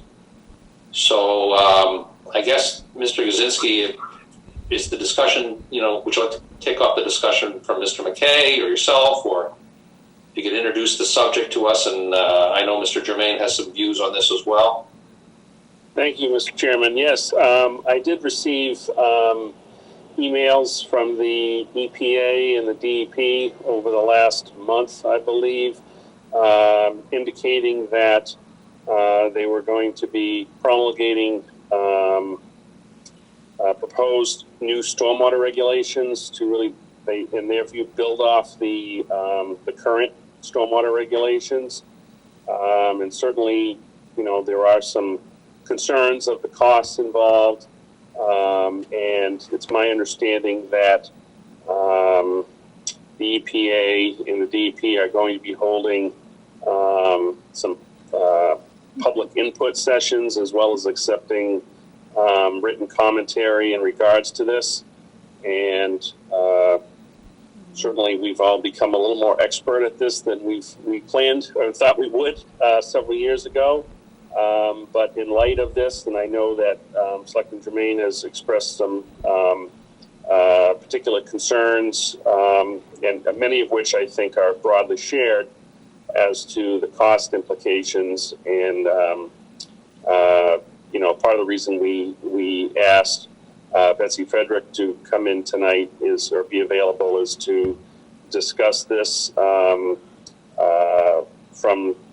the different perspectives, and also to get feedback from the DPW director and what possible actions the town could take to have an impact on this in a way that might be beneficial to the community, and prepare the community for what these impacts might be should these regulations be put into place. And certainly that's not a given right now, but they're certainly being discussed, and thought it was important for the board to be aware and have a public discussion in regards to what is coming down the pipe from those agencies. So that's my brief introduction, and certainly I'd imagine that Betsy and Mr. McKay have some comments in regards to their perspective on these things. So I'll go first and discuss this with both the town administrator and Betsy and my colleagues, throughout DPW directors and so on. From my understanding, this process, these they're not new by any means, new regulations. They were already presented prior in the original MS4 permitting process, and they were taken out. They're more towards the new building projects or renovating projects that, if they disturb so much land, they will have to, builders, whether it be town buildings or private developments. And it would also be that they would have to conform to, the MS4 itself on large properties, whether they be parking lots, large developments, would it be Stony Brook? That could be a large one that would have to, comply with it. I mean, what the effects on the town of Millis, luckily, since every building in Millis that's been built by the Permanent Building Committee, They've been built with all stormwater, all the MS4 procedures in place. The town's very well protected. The only problem I would see here would be is this, this building itself, although we have some stormwater mitigation that, over the years were built into it. The DPW site, the transfer station, over the years, a lot of that was taken care of through grants through the DEP. There was a meeting on this Wednesday, there goes my lights for not moving. The DEP, that's Mr. Weiss with his... You can blame Bob for that. Hey, Bob Weiss, yes. He strikes again. So just, adding, I think that we're in pretty good shape. There is a seminar online, a Zoom meeting this Wednesday that I plan on attending. And they still have to get approved. All these new procedures, what they're looking for, have to get approved. I think that, the town itself, for the municipality, where we are a customer to the stormwater, all the buildings, the schools, everybody pays into it. We're in pretty good shape if these new regulations, are adopted.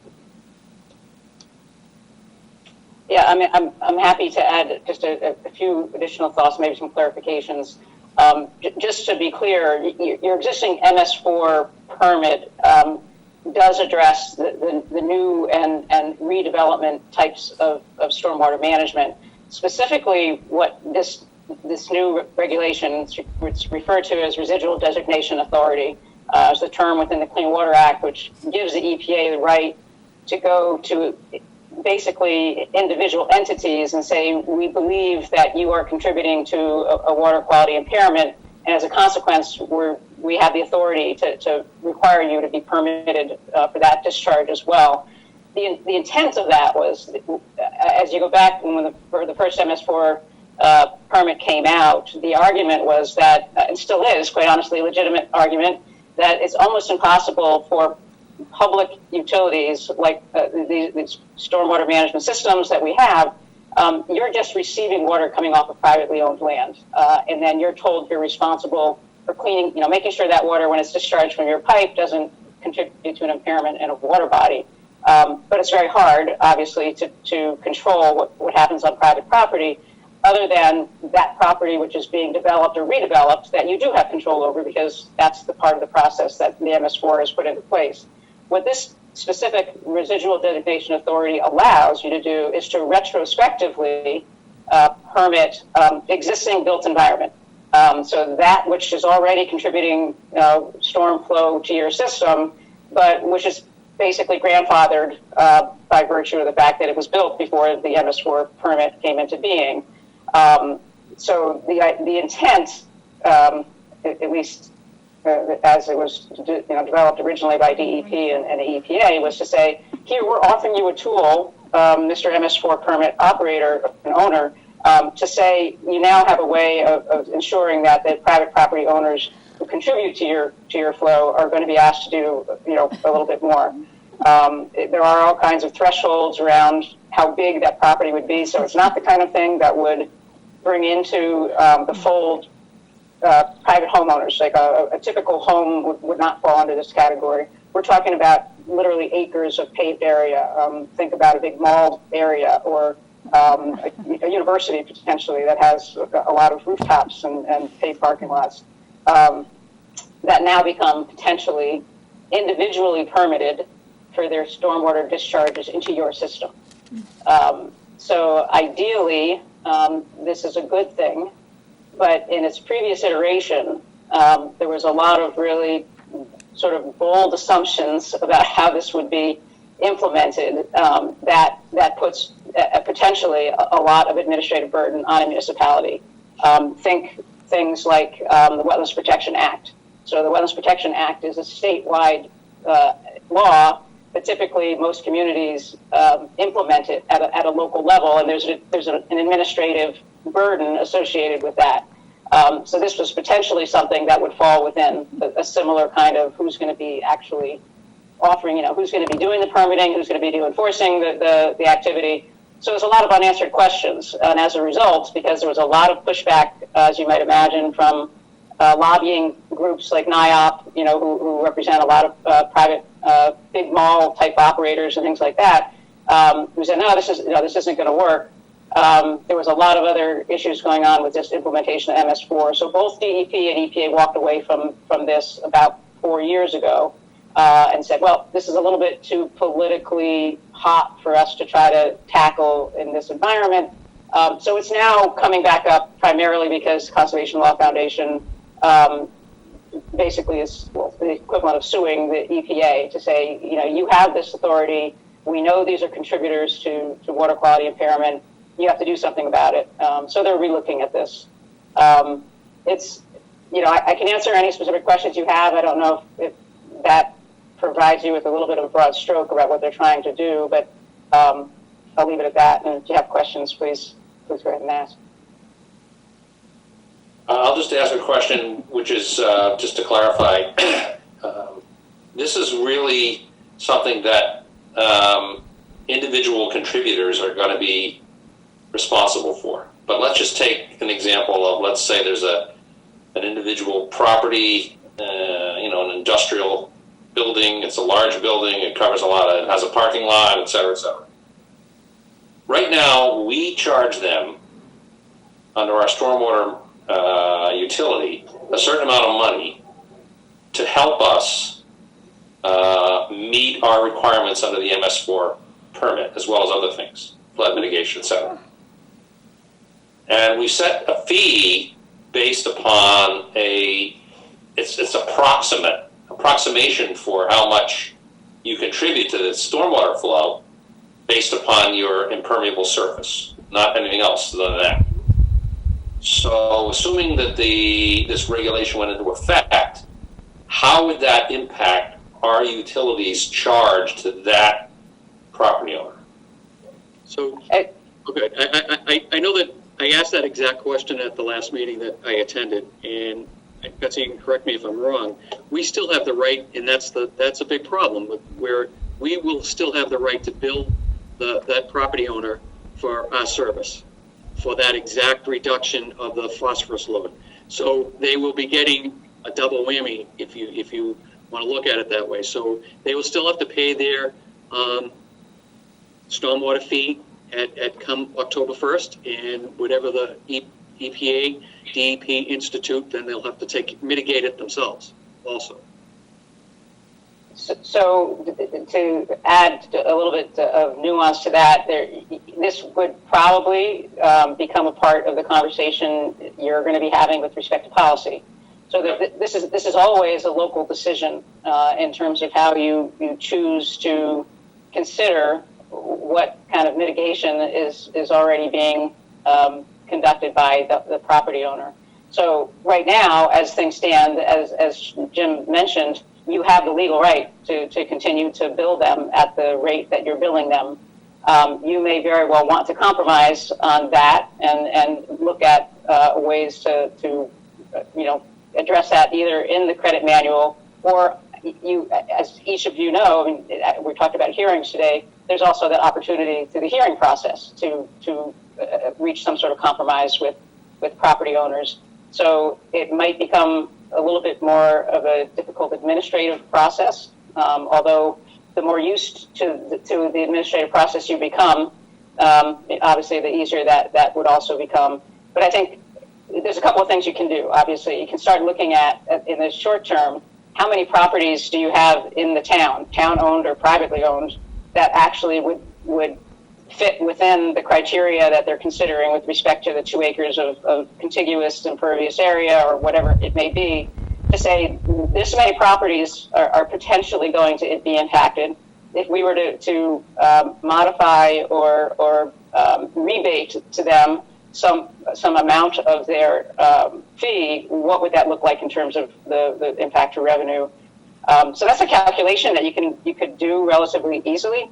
The other elements of what ultimately EPA decides this program would look like in its implementation at their level you'd want to, again, take a look at what does that mean for the trickle down impacts to your folks in terms of how they administer the process. But in terms of revenue, it could be it impacts you not at all, or it could be it impacts you, to the tune of several thousand, tens of thousands of dollars. But until we did an evaluation of the actual potential parcels involved and whatnot, we couldn't tell you what those numbers are. Well, I certainly don't want to be on a Don Quixote quest here of solving a problem that's not really mine. On the other hand, I want to make sure that property owners are treated fairly. But let me ask one other question, which is the whole point of this, really, right, is the phosphorus going into the river or the groundwater or wherever it's going. And of course, as we learned when we went through this whole thing, the only thing that's not getting measured is the amount of phosphorus going into the river. Is that correct? Right, testing. Yes. You're right. You put it pretty concisely. I'm trying to cut to the chase.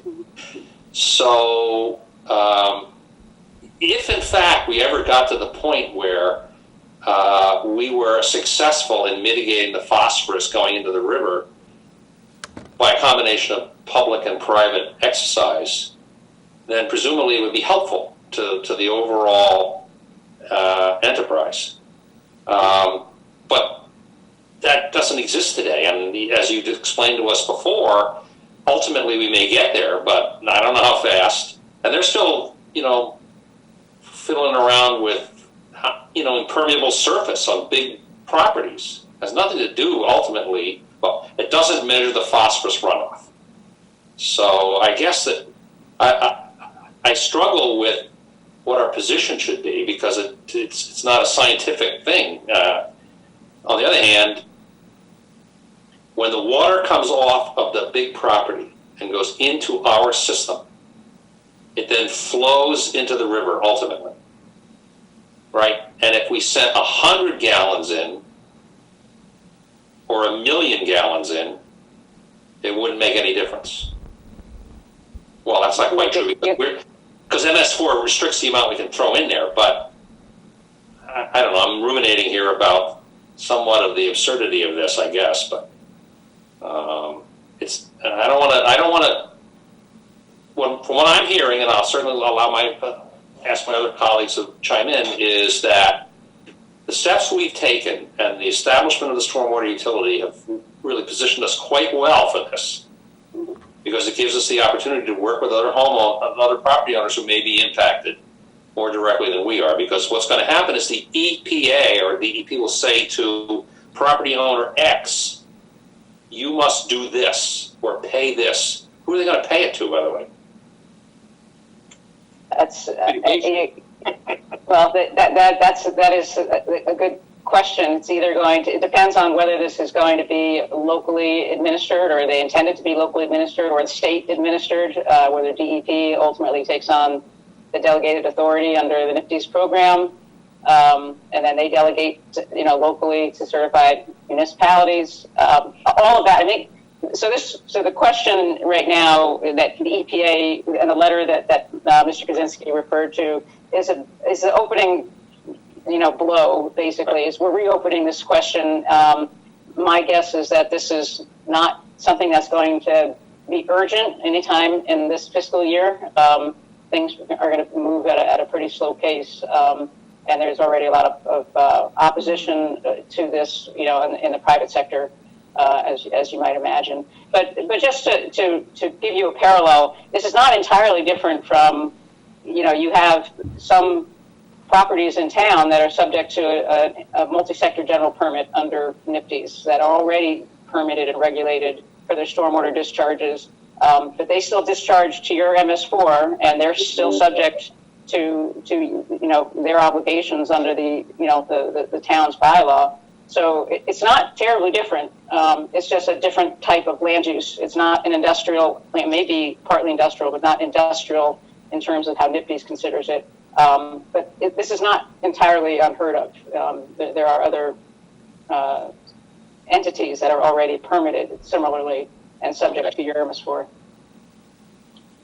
All right, I'll step back and ask my colleague, Mr. Germain.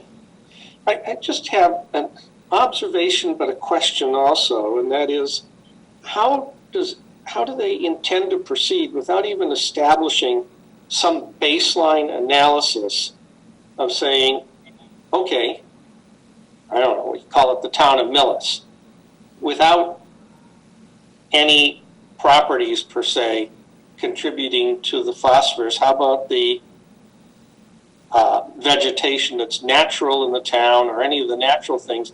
Do we know what the natural vegetation contributes for the town?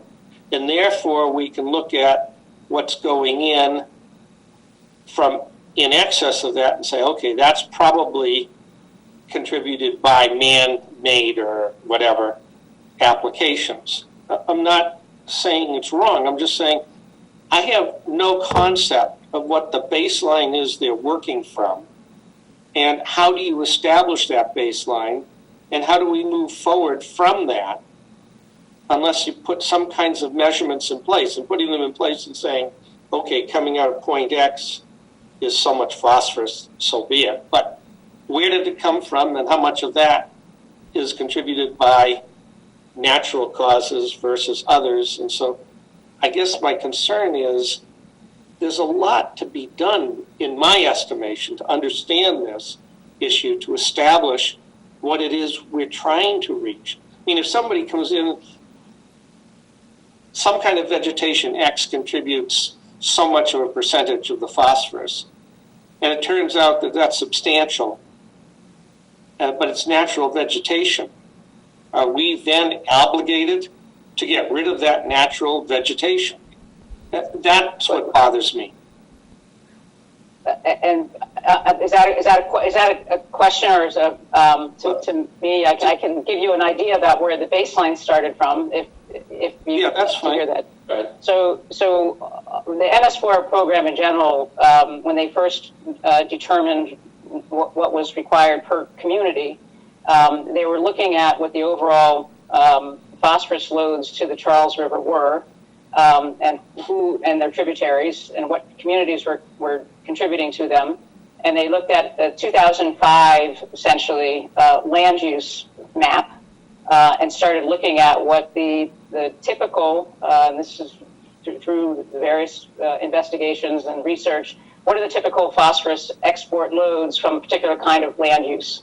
And they made assumptions on that basis. So those assumptions didn't necessarily take into consideration any pre-existing planning, or zoning regulations that had been in place in a community for years, and so therefore maybe their phosphorus reduction was much lower than that. It just said, we looked at your land use, this is what your land use is contributing to the river, and this is what your percentage is for what you have to, reduce. And by virtue of the way that the credits are achieved for your MS4 program, you do get some credits for the recognition of things like additional street sweeping or catch basin clean, the cleaning and things that you're doing. The intent there is to say, yes, we are working to try to eliminate to the extent possible what natural organics, leaf litter, leaf clutter is getting into our system and contributing to our overall phosphorus loads. There are opportunities were you to choose to say, we don't believe anything that you put, we don't believe your assumptions about our town that were built into this MS4 general permit, and we're going to prove you wrong. And they have a means to do that, and it's expensive, and it takes a lot of sampling, and it takes the actual in-water kinds of results that Mr. McCaffrey was just referring to. And basically, it's they've tried to make it as unattractive as possible for you to do that. They want people to sort of use the basis of these assumptions. And quite honestly, in a couple of communities where we did do some initial work at their request, they were better off sticking with EPA's presumptions than they were actually determining what they were truly contributing. I can't say that's the same for the town of Millis, but I think, at this point, there's a sort of a general recognition that the MS4 is what it is, and it's difficult to argue yourself out of it. I'm not trying to argue out of it. What I'm concerned with is just what you were saying. Why am I, as a town, street sweeping to get leaves off the pavement which one might consider are natural, and because they contribute to phosphorus content in the charls. So if we assume that X number of acres of deciduous trees contribute X amount of phosphorus, then as a town, perhaps that ought not be considered. Why am I paying to worry about raking up leaves is what I'm getting at. It's not that I'm saying we want to redefine the fact that we're contributing phosphorus, but let's deal with the realities of where the contribution of phosphorus is coming from. Maybe I'm wrong, but I look at it and say, why am I paying to sweep the streets for leaves, which are a natural byproduct of what we're trying to achieve, as I understand it, which is a more natural environment. And suddenly we're being charged to clean that up. And that's what's bothering me. It's not that somebody's putting phosphorus on their lawn, or we're using phosphates in other ways that we want to begin to control. What I'm concerned with is a baseline that says, before you even worry about that, let's make sure we understand what's coming into the river system naturally. That's what's bothering me. So to add to what Betsy said, to get to your question, Pete, of where, how can you eliminate it? We do outfall sampling. We do, and that's where it starts. We start with the outfalls, which we're in the process in the last 3 weeks. We've been doing that. And if a reading comes back high, we have to trace that all the way back to the source of it. Where is that high load coming from? Where is the phosphorus load coming from? Right back into a catch basin. The idea of street sweeping leaves and picking up whatever on the street, it's from the emissions of cars. It's from the waste of birds, messing on the leaves, and they get up there, or they hit the ground. The rain catches it. It runs off all the car emissions, and it runs into the catch basin. So it's really not the idea of removing the leaves. It's what's attracted to those leaves. And when it rains and it hits it and it runs into the catch basins, then it eventually runs into a gutter and into a culvert, and then it eventually hits a stream and it goes into the Charles Road. I do understand that. I guess what I'm saying, though, is I'd like to know better about the baselines as they establish them, but I understand also what Betsy's saying. It bothers me a little bit in the way we're approaching it, but so be it. I'm not about to go out there and fight City Hall on this one. There are too many other windmills to tilt at. We've all tried that and spent many, the town of Millis has spent quite a substantial amount of money trying to fight it, and in each case we lost to the courts. Well, I would certainly like to allow Erin to ask any questions she would like to ask. I think I'm good. I think you guys covered it all. Okay. I guess in terms of just the next step, I certainly would ask, and I think you're going to do it anyway, that Mr. McKay, keep track of this, attend the meetings where information is shared. I don't want to be spending the town's money filing lawsuits and whatnot if we don't think it's going to be useful. And if we think we're not going to have a substantial impact anyway, then, but if we shouldn't be, doing unnecessary activity. On the other hand, we got to keep our eyes and ears on it, and I know we are. So, and I guess part of my frustration is what I had said earlier, and that Pete was more eloquent and more scientifically oriented than I, that, if the whole goal is to mitigate phosphorus in the river, and we're not even going to measure how much phosphorus is in the river, then really MS4 is driven by an activity-based regimen. And one activity is sweeping the streets. Yeah, that is true. I would mention, though, that the way this permit is evolving, I think in a not too distant permit term, we will see some of these compliance points converted from default actions that you're taking to actual water quality. So they're moving in that direction. They're just taking the time to allow the science and tell them to take their time. We're in no rush. We're doing fine. Okay. I'd just like to, any other questions on this from folks? Since I have experts in the room here, in addition to Mr. McKay, and I know next up will be Mr. Carter, I hope, if he's still with us on a separate issue. I think we need to say a little bit about the findings, from the testing of the well, because we're going to be required to make a public distribution of information regarding that. So are you the right one to just give us a quick update, Betsy, or is it Jim, or is it? I can give you just a quick, I would actually ask that we wait till the next meeting for a better update. I've been working with Kirsten, and I'm waiting to hear back from Robert Boswick. He's the division chief for the drinking water program. I'm not going to try to sugarcoat it. We're in a real predicament here with our wells, the DeAngelis treatment facility, and in well number 3, where we were required, as the findings that I reported back to you several months ago, to do a quarterly testing for PFAS, and the testing came back in, I think it was August of over the 20 parts per trillion. It was over the 20. It was, I think we were 21.9. And that mainly came from well number 2. And unfortunately, we don't have the ability to just shut off well number 2 and just leave the other well on.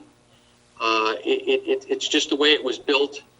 I think that's a mitigation that we're going to work with the DEP on, and we'll have to find out through engineering studies, with the help of Kleinfelder, how can we just leave the one well on and shut the other one off until we come up with a permanent solution on this. But I'm waiting to get the language from the DEP. I did send you the email if you want to look at that. That's pretty much, if you look at, I forget the town, they sent one out, and that was approved. Acton. Acton, correct. And that's pretty much what it's going to look like, that long, lengthy type of message. And it has to be sent out within 30 days of 9/11. So we have 30 days. So the time, the clock is ticking. I have to wait. We just found all this out Friday, and we'll have to wait and see what, they come back with. Kirsten was in contact with Mary Jude. I myself had conversations with her. She's the director of the DEP in Worcester. They would still like to have this meeting with you. I think that maybe, we could, I don't know about before your next meeting or even after that, but I think that should be just one night, in a general discussion, because when the residents get this, they're going to look at it and not freak out, but they're going to get pretty excited about it. It's not, you read the materials today. It's going to be a long couple of weeks here, in the town hall, explaining and trying to make through the conversations of this. So I guess I would ask, Betsy really wants to say any more. We'll be ready, for your next meeting. I'll have a handout of exactly what's going to go out to the public. I believe you're meeting the 28th, is it? It is the 28th. The 28th. So we'll have time to have that for your approval. Not that we're really not going to have that much say in it. It's directed by them, by the DEP. It's their handout. We're working on a brochure of what is coming. What is PFAS. We will continue with that. We'll put as much information on the website as we can. That first, I think the fact sheet that it was in the attachment, maybe we could, with your approval, I would probably put that on, tomorrow. If you feel that, or if you think it's, wait till after the next meeting, that's up to the board. Okay, well, I don't have any particular reason to make a more detailed announcement prior to reaching our conclusion here. I want to make sure that the water is safe to use and drink, and that we comply with the regulations. And I know we have we're doing that. I mean, that's the point. And I'm not trying to, like you, I'm not trying to create a scare tactic here. On the other hand, I want to be fully transparent with people and tell them what's going on. Mm-hmm. So, I don't know, Mr. Germain, you took yourself off mute, so I figured. Just a quick comment, and that is, this is probably going to be another one of those, whether you like it or not, you're going to end up doing it. But if we have to do it for the public water supply, then I can picture the residents who are on wells saying, well, what about me? And what's the state going to do to assist me? Because, I don't necessarily have the wherewithal to do the testing and the remediation that the town's going to do. On the other hand, I may end up having to pay for part of it or whatever. But I think we need to be prepared to address the individual well users, which in this town, I suspect, represent a fair number of people. So that's my only comment on that. There is instructions on their handout that how to handle that. And the only thing I'd say to that is, most of our wells are in a different area of where the draw for the PFAS that we think are. So that's something we will address with the DEP also. Yeah, but we're moving with all due diligence here. We're not sitting around, and we're trying to get this resolved, and we should have more information available by our next meeting. And let's, obviously, this is my conversation with the town administrator. Let's make sure we get that subject on the agenda, not as, early in the meeting, so we give it plenty of time and plenty of attention. Okay, thank you. Before Betsy goes, I just want to state that Betsy will be joining us a lot more. Andrew Goldberg is taking a new position at another company. That's unfortunate for the staff in the town hall here. Andrew has worked diligently through this entire process of stormwater management. He's ran our program. There's a lot of people that in the town hall are going to be sad that Andrew's leaving, but Betsy's going to take over the responsibilities until a new person is delegated for us. Yeah, there's a large team that was supporting Andrew. He obviously was the face of the utility management, but we're going to be supporting the town and continue to support Jim and Jen and everyone in town hall here in the same way we always have. So I know Andrew definitely enjoys working with the town. So we'll be in touch, and certainly if anyone has any questions, Jim, yourself included, we're available to answer anything on that. Well, thank you. All right, thank you very much. Thank you. The next item on our agenda, which is not scheduled time, but I know that people are waiting around for it. This is the water and sewer extension for Emerson Place along Ridge Street. This is something that we have discussed several times. We were trying to make sure that we got the information not only from the developer, but also from our engineer as to whether or not we think that the design is appropriate. So would you like to just kick this off, Mr. McKay, and then we'll allow the applicant and Mr. Carter or any other reverse order to address the board? Sure. So the applicant filed a water and sewer extension permit, and at the last meeting I did not have a chance to review the memo sent by the consulting engineer for the town. I have reviewed that with him and read through it, and I'm satisfied that, Mr. Carter will explain, what I think he changed one sentence, or there was maybe two sentences changed from the original to the other, but I am in favor of moving this process along. Okay.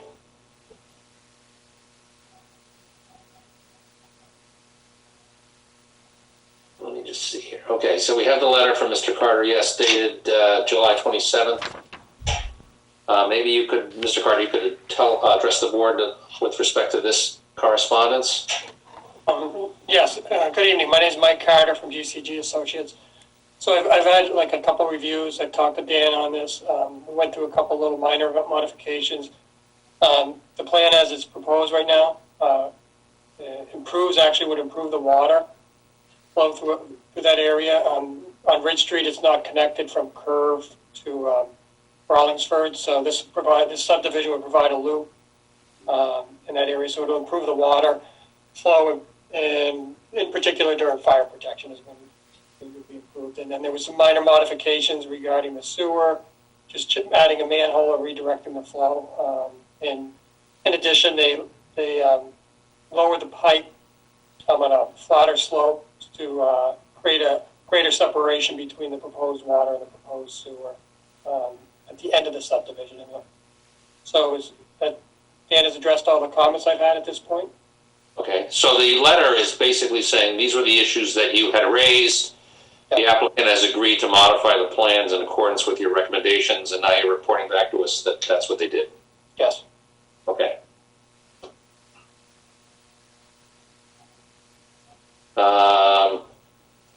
Any questions from the board? At this point, I'm not sure there are any questions. Is Mr. American on? Yes. Here.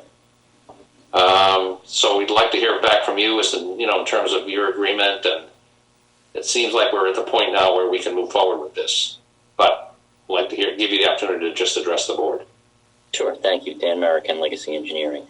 Yes, the revised plans have been submitted. As Mr. Carter indicated, they need his satisfaction. So we would like to request that the board move forward with accepting those and approving the water and sewer connections.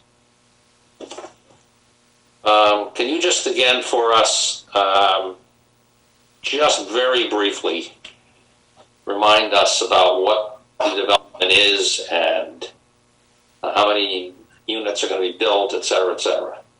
There seems to be some confusion in the community about who's selling what to whom. So, would you like to see the plan? Well, very briefly, yes, because I would like to remind the board members what we're looking at. Can you see that? Yes, we can. All right, great. So this is Emerson Place. This is a 43-lot single-family subdivision. It's an open space subdivision, meaning that the planning board has granted approvals to allow the lots to be smaller than they would otherwise normally be required to be in this area. And the remaining space is set aside as open space that will be owned and controlled by a homeowners association that's comprised of the 43 lots. So you can see we have a road, the main road, which is May Road, connects Rolling Meadow Drive down to Ridge Street, and then there's two little dead-end roads off of that. And what Mr. Carter was referring to is that from somewhere up here on Rolling Meadow down into this vicinity and the bend on Ridge Street, there's no water main in there. So the homes up on Rolling Meadow have a pretty substantially improved water condition. And Rolling Meadow down through to Ridge, we're gonna extend benefit to basically the older mains that kind of exist down in the Ridge Street, Curve Street area, Auburn Road area. So we're running sewer in off of Ridge Streets. There's sewer on both Rolling Meadow and Ridge, but the Rolling Meadow is too high for us to use without having to pump everything. So we're running a sewer from Ridge up to the Lot 43 end, and then up the two stubs. There's no need to put any sewer in this area because there are no homes there. Okay, fine. Thank you. Appreciate that. So what you're looking for this evening is the approval for the water and sewer extension for the Emerson Place project, the 43 homes, is it? 43 homes, correct. 43 homes in this development, which is what you've been asking for. And of course, we've indicated, without taking the final vote, we would be in support of this once we are convinced from our engineer that all the issues have been resolved, which seems to be the case. But I'd ask if my colleagues have any additional questions they'd like to pose before we put this to a motion. I don't have any additional questions. I have no more questions on this right now. Okay. All right, so then what you're looking for specifically is a motion to approve the water sewer extensions to the Emerson Place project. So I will make that motion, and I'll ask for a second. Second. So it's been moved and seconded that the board approve the water and sewer extension request to Emerson Place, subject to compliance with the modifications set forth in the letter from GCG dated July 27, 2020. I'll poll the board. Mr. McCaffrey, yes. Mr. Jermaine? Yes. Ms. Underhill? Motion is carried unanimously. Thank you for your Thank time. you for working with, and resolving our back and forth and scheduling and whatnot. We appreciate that. Thank you very much. Have a good night. You too. Next item on our agenda is Mr. Carter, and Mr. McKay. This is approval of the Glen Ellen Orchard Street bond estimate reduction. Correct, Mr. Chairman, the Glen Ellen off-site work on Orchard Street, Middlesex Street is nearing completion. This was submitted to us back in March, and we weren't ready to have that reduction because they had not finished at least the binder coat on Orchard Street. So this request has been hanging on for quite a while. GCG Associates, they went out this past couple, I'd say about 3 weeks ago, and did a punch list. And I think you as part of the letter, you see most of the punch list items, still there. And mainly, most importantly, they have to still put the, the top coat from the, the town line all the way to the bridge. That still will be done in the spring. That'll allow us to let the gas company, connect a few more homes. You approved a water and sewer connection off of Orchard Street at your last meeting. So it will stay at binder through the winter. They finally put the double yellow line down there. They did it. It's done. So that takes. I'm sorry, Jim. What was it you just said? They did what? The double yellow line in the middle of the road. Yeah. There was a long discussion on that, and we finally got them to do it. The berm will be, a lot of people see the berm and they're wondering, is that it? That is not it. Again, GCG through their inspections, they were not going to put a berm down there, and there was a lot of negotiations back and forth. Leaving that road for the winter, there would have been a lot of water coming off. So that berm will be, replaced when they put a top coat on top of it. And I believe all the funds are there. And just quickly at the Middlesex pump station, the only issue I think hanging out there for that is the trees that will be planted, this fall. And we will go to the neighbor that, is adjacent to the property, and she had a couple of particular bushes and trees that she would like, and Glen Ellen said that they will plant her, what she would, adhere to her request. So I believe that these numbers are correct, and Mike will go through them if you need. Okay. I have a question before we get there. Yep. Because you can drive down Orchard Street occasionally, particularly the upper part of Orchard Street. I guess it's south of the bridge, and it smells pretty bad. Yes. So what's that all about? Okay, so if you look at the punch list, there is a couple of relief valves. The system's not fully energized and full. They are looking at, into the, what the issue is there. And we believe that it's just that the system's just not full yet. There's not enough water to hold it, and it's at the high point. And then when, when the water gets pumped down, the air just gets released through it. Jim Cole from Mike's office has come up with a couple of solutions for that, and it is on the punch list to remedy that also in that cost. Good. Because it's not particularly pleasant. No. Okay. Mr. Carter, do you have other things you wanted to add before I ask the board if they have any questions? I'll just address Jim's question. Add to Jim's answer regarding the odor, because that's the biggest thing. Our office has been working with the developer to come up with a solution. It's kind of because not everything's in place fully yet. So what we've done is we've shut a couple of air release valves. They're going to add, I believe, two vacuum valves in these manholes, which should address the issue. But we have plenty. They're going to be actually. We approved the new valves today. Jim Coe from my office approved them, so they should be going in relatively shortly. But Yeah, but when you say it's not full yet, well, the developer has, 70 or 80 units, and he's going to have 300. So that sounds like a long wait to me for the thing to get mitigated that maybe I don't understand. No, it's because it's both.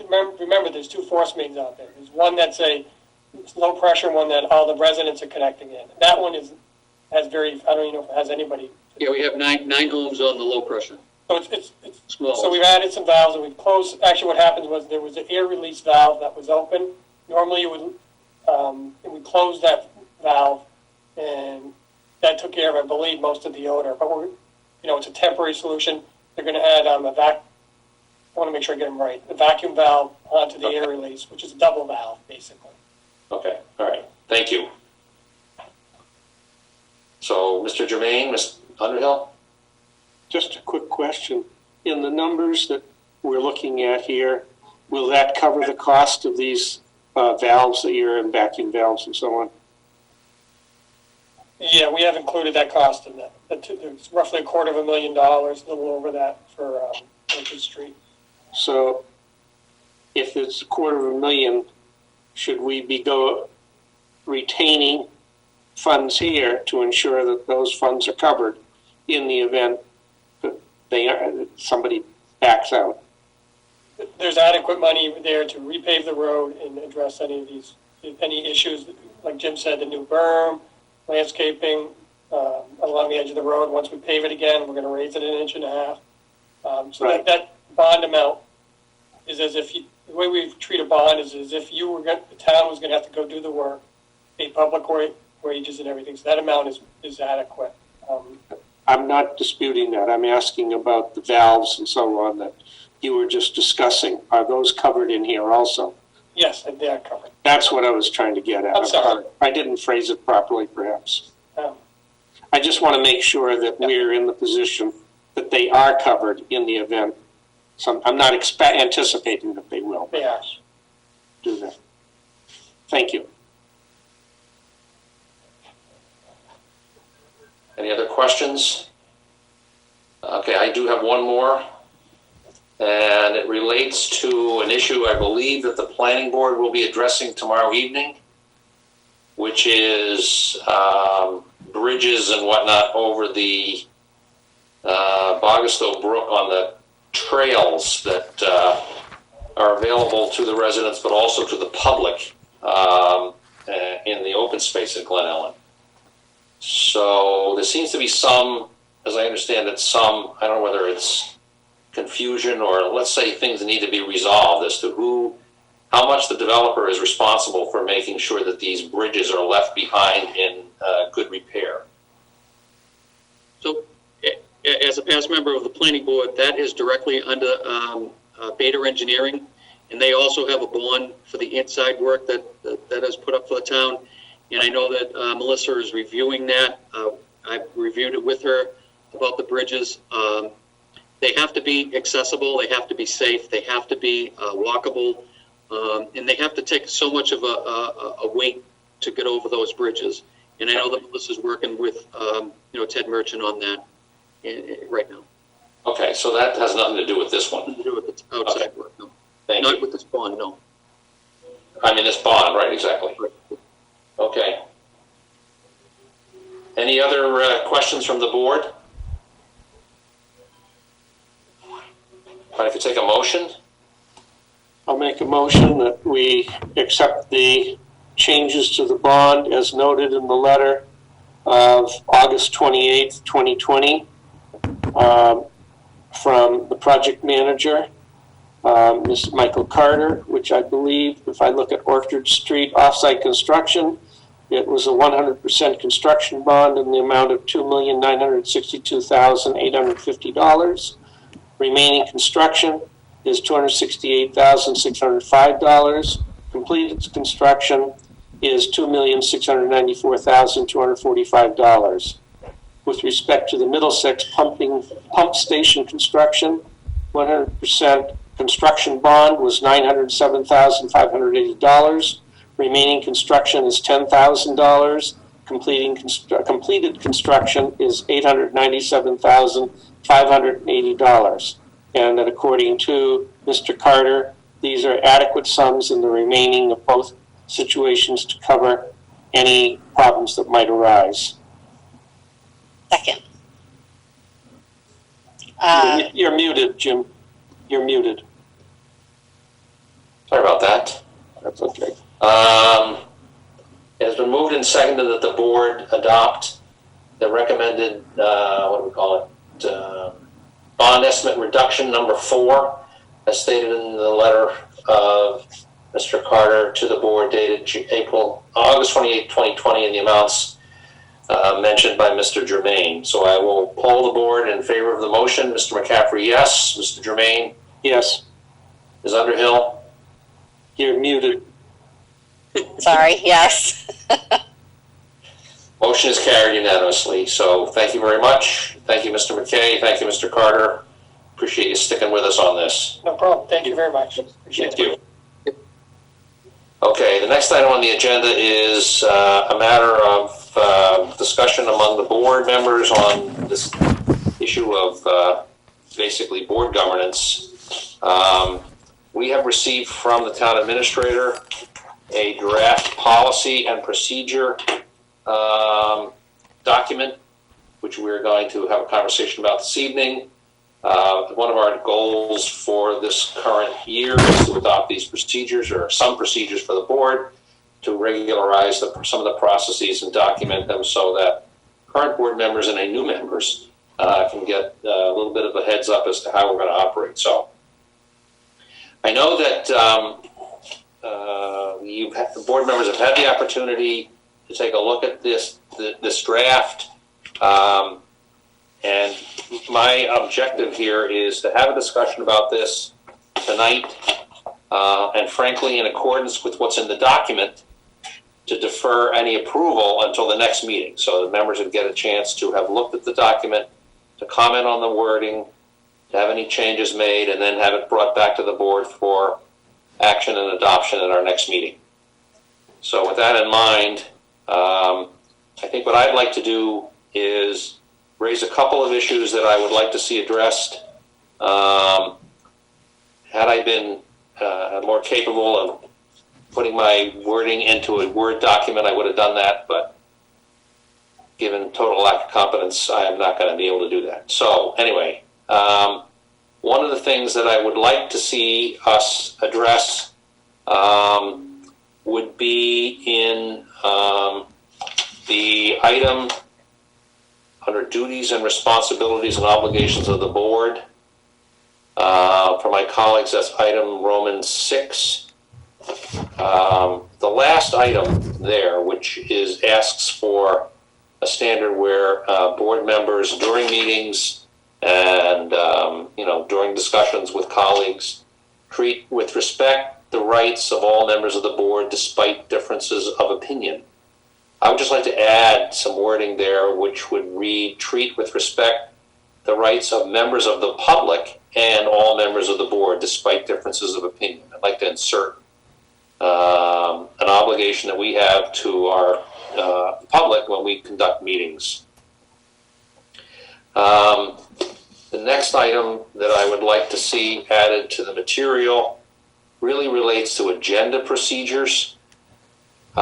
We have a provision in here about timely sharing of information to other members of the board and, potentially the members of the public, so that we have adequate time to review the material and work and hopefully have reasonable opportunity to review material. Under the requirements here, the members of the board, this is again under Roman 12 now, agenda procedures. We have a reference to providing information submitted to the town administrator by 4 p.m. on the Wednesday of the week preceding a meeting, which is something that we, Mr. Germain will remember, we've had discussions in the past, as to the timeliness of this. This will work reasonably well, I think, if we are in fact holding a meeting on a Monday. What it doesn't address is what happens if we have a special meeting that's not on a Monday. So I would like to add at the end here that with respect to any special meetings of the board, and to the extent practicable, background material shall be provided to members no later than 48 hours prior to the meeting. It just covers a meeting that may not be on a regular Monday, that's all. It's the same principle, but it covers both situations. With respect to, let me just see if I can get the right header here. Meeting procedures, which is item,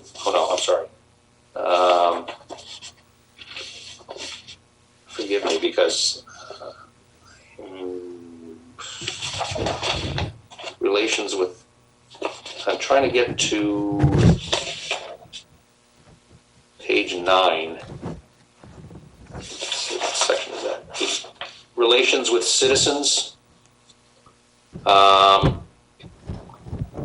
Just as an editorial note, there's a reference in here to spokesman, which I think should be spokesperson.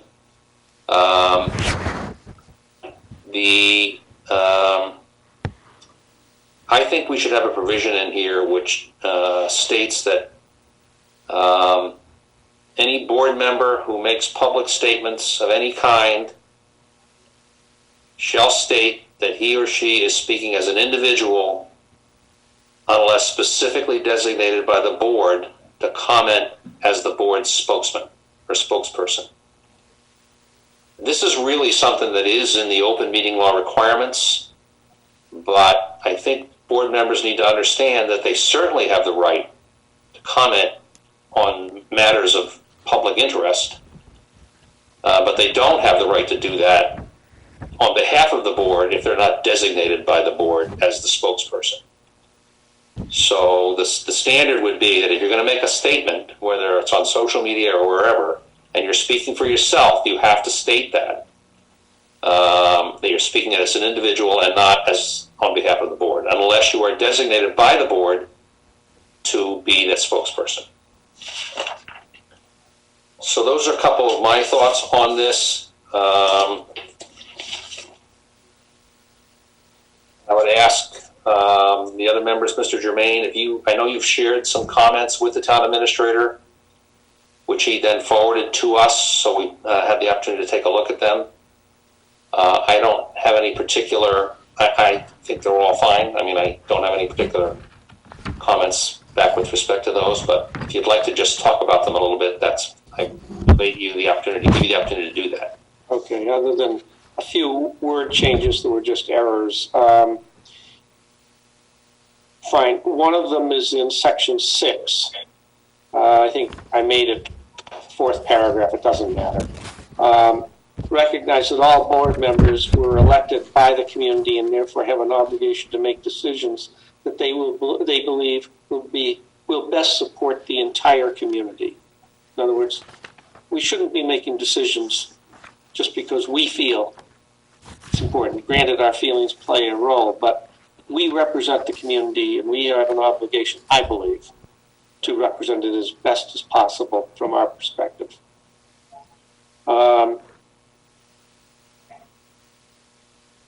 I do have a note here on this, a select board member shall. I know how difficult it was for me initially, and so I was suggesting a copy of parliamentary procedures will be made available to all board members. That may sound funny, but I have to tell you, until you get familiar with the process, it's useful to have a copy, or at least be familiar with where you can find some of this information. So I just said we ought to have that. There's a comment I have that we can discuss at another time. I do have a note here. One of the bullet points was give the town administrator full responsibility, and I say, and authority for discharging his or her decisions and solutions. You can't have responsibility without authority, and they go together from my perspective. Yeah. I agree with your treat the members with respect. The spokesperson, let me just see here. Yeah, I reflect back in item number 8, section 8, excuse me, to section 14, but I say, shall make every effort to ensure that members of the community attending a meeting have an opportunity to pose questions and to express opinions on any issue before the board.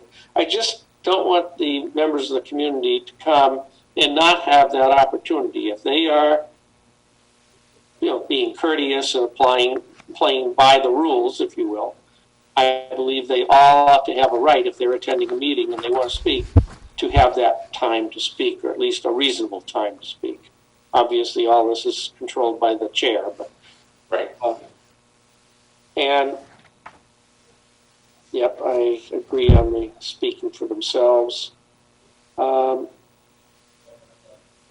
In section 10, meeting procedures somewhere, I think every reasonable effort will be made to make both audio and video recordings of all meetings. This is something I just think ought to be explicitly stated. And I have here, I don't really care who it is, but the town operations manager will take notes of all meetings to be subsequently reviewed by the board and made available to the public once approved by a majority vote of the board. I don't want it to be something that who's taking the meeting notes tonight kind of thing. No, I agree with that. I think that designating that officer is probably, I don't think that we should do that, but I mean. That's why I said, I don't know who, but. We have a legal obligation to do this. So, we should perhaps indicate that the person designated by the town administrator to do it is the one who will do it. But that's fine. We know practically what's actually happening. That's a different issue. I was just trying to get the concept out there to make sure it's part of this. Yeah. I noticed we had something about executive sessions in section 11.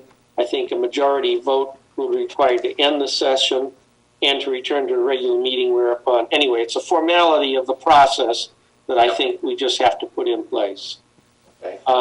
The not later than 48 hours, call to order, whether executive session is at the beginning or the end of the meeting, I think is, to be honest, up to the chair given any given meeting. Chair may choose to have the executive session first for some reason or last. I think, though, that that's something that the chair should have the option. Others are just word changes there. In section 12, toward the very end, things are a little garbled here, I apologize. Completed meeting package shall be made available electronically and or in the selectman's office for collection by the board. I just think it's important to identify that. Unless special. Okay, in section 14, the board shall make annual appointments in June unless special circumstances prevent the board from occurring, and thus in accordance with state guidelines. In other words, we've just lived through a situation where we couldn't make it in June necessarily, so I think it's important to identify the fact that that might not be possible. Then we get into appointments to take immediate effect with expiration dates of June 30th, and I say, or consistent with those of the member being replaced. Some of these members are appointed for 2 years, if I'm not mistaken. I may be mistaken, so I can't remember, but for example, I know on the FinCom, which we don't appoint, they're appointed for 3 years. So I hope I'm right on that. That is correct, yes. So all I'm getting at is whatever their term limit was. So, and I'm sorry to be boring you with this. Well, no, this is important because if we're going to successfully execute this thing, we got to get everybody's input, right? On section 16, relations with citizens, in about the 1, 2, 3, the third bullet point, at least that I have, makes, if board is considering matters of citizens' concern at a regular meeting, the public will be allowed to ask questions or make statements relative to the matter under consideration at the discretion of the chair though no reasonable requests will be denied. I don't intend to take authority away from the chair, but by the same token, I don't believe the chair should preclude the obligation to allow the citizenry to speak at these meetings. That's my view. I'm just stating it there.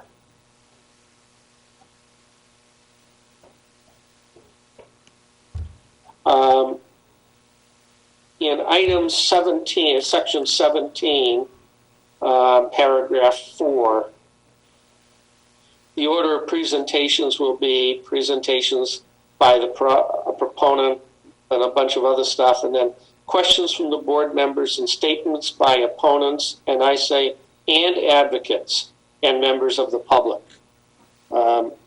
It just seems to me if we're going to identify that we'll accept statements by opponents, then we ought to have statements by advocates if they choose to talk to it. And that's the end of my comments, for better or worse. Okay.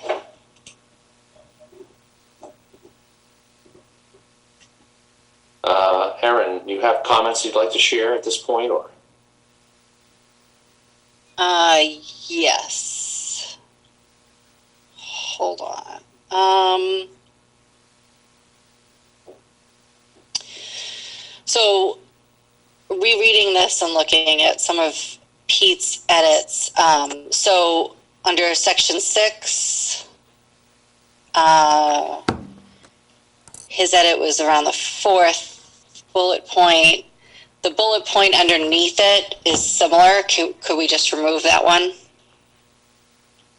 I would say yes. I agree. They overlap. And the one, his draft language is more complete. Yes, yeah, more specific. I don't know if so it's come up in a couple different places here about letting the public speak, which of course is important. What is it, and obviously the chair needs to control the meeting and have some discretion with it, but is the intent behind that to allow public during a select board meeting to start talking about anything they happen to want to talk about? Absolutely not. No. Okay. Okay, so only related to the agenda. Correct. Okay. Because it just, if you allowing people to talk about some other topic means you're going to be providing public dialogue over an item that's not on the agenda, which means the public is not notified. So if we clarify that, okay, we should. I mean, it would hopefully maybe be known by select board members participating, but if you want to make it very specific, you could add that in there. I think we should add it. And I don't see the town administrator writing down diligently, but he should. Since he's muted, he won't be able to. You're on mute, Mike. I'll definitely be reaching out to all of you and reviewing the tape of this and confirming these adjustments. Okay, good. All right. All right, the other thing, this is more of an aside, though, I guess, to Pete's question about like a crash course, if you will, in parliamentary procedure type stuff. That's a little tricky because nothing is really run exactly by anything. So if the meeting was strictly run by Roberts, I mean, it'd be a little different than it is now. And, you know, town meetings run by town meeting time. So I think, I don't know, I think it's worthy to have like a basic, I don't know, a basic tutorial if somebody's never functioned in an environment where you have to make motions. But I don't think it would need to be something as specific as, here, have a copy of Robert's Rules of Order and read through that sucker, because that's a little bit more than is necessary. I would agree with that. Concur on that. Well, a one-pager will do. Yeah. We don't need a cure for insomnia. Let's see.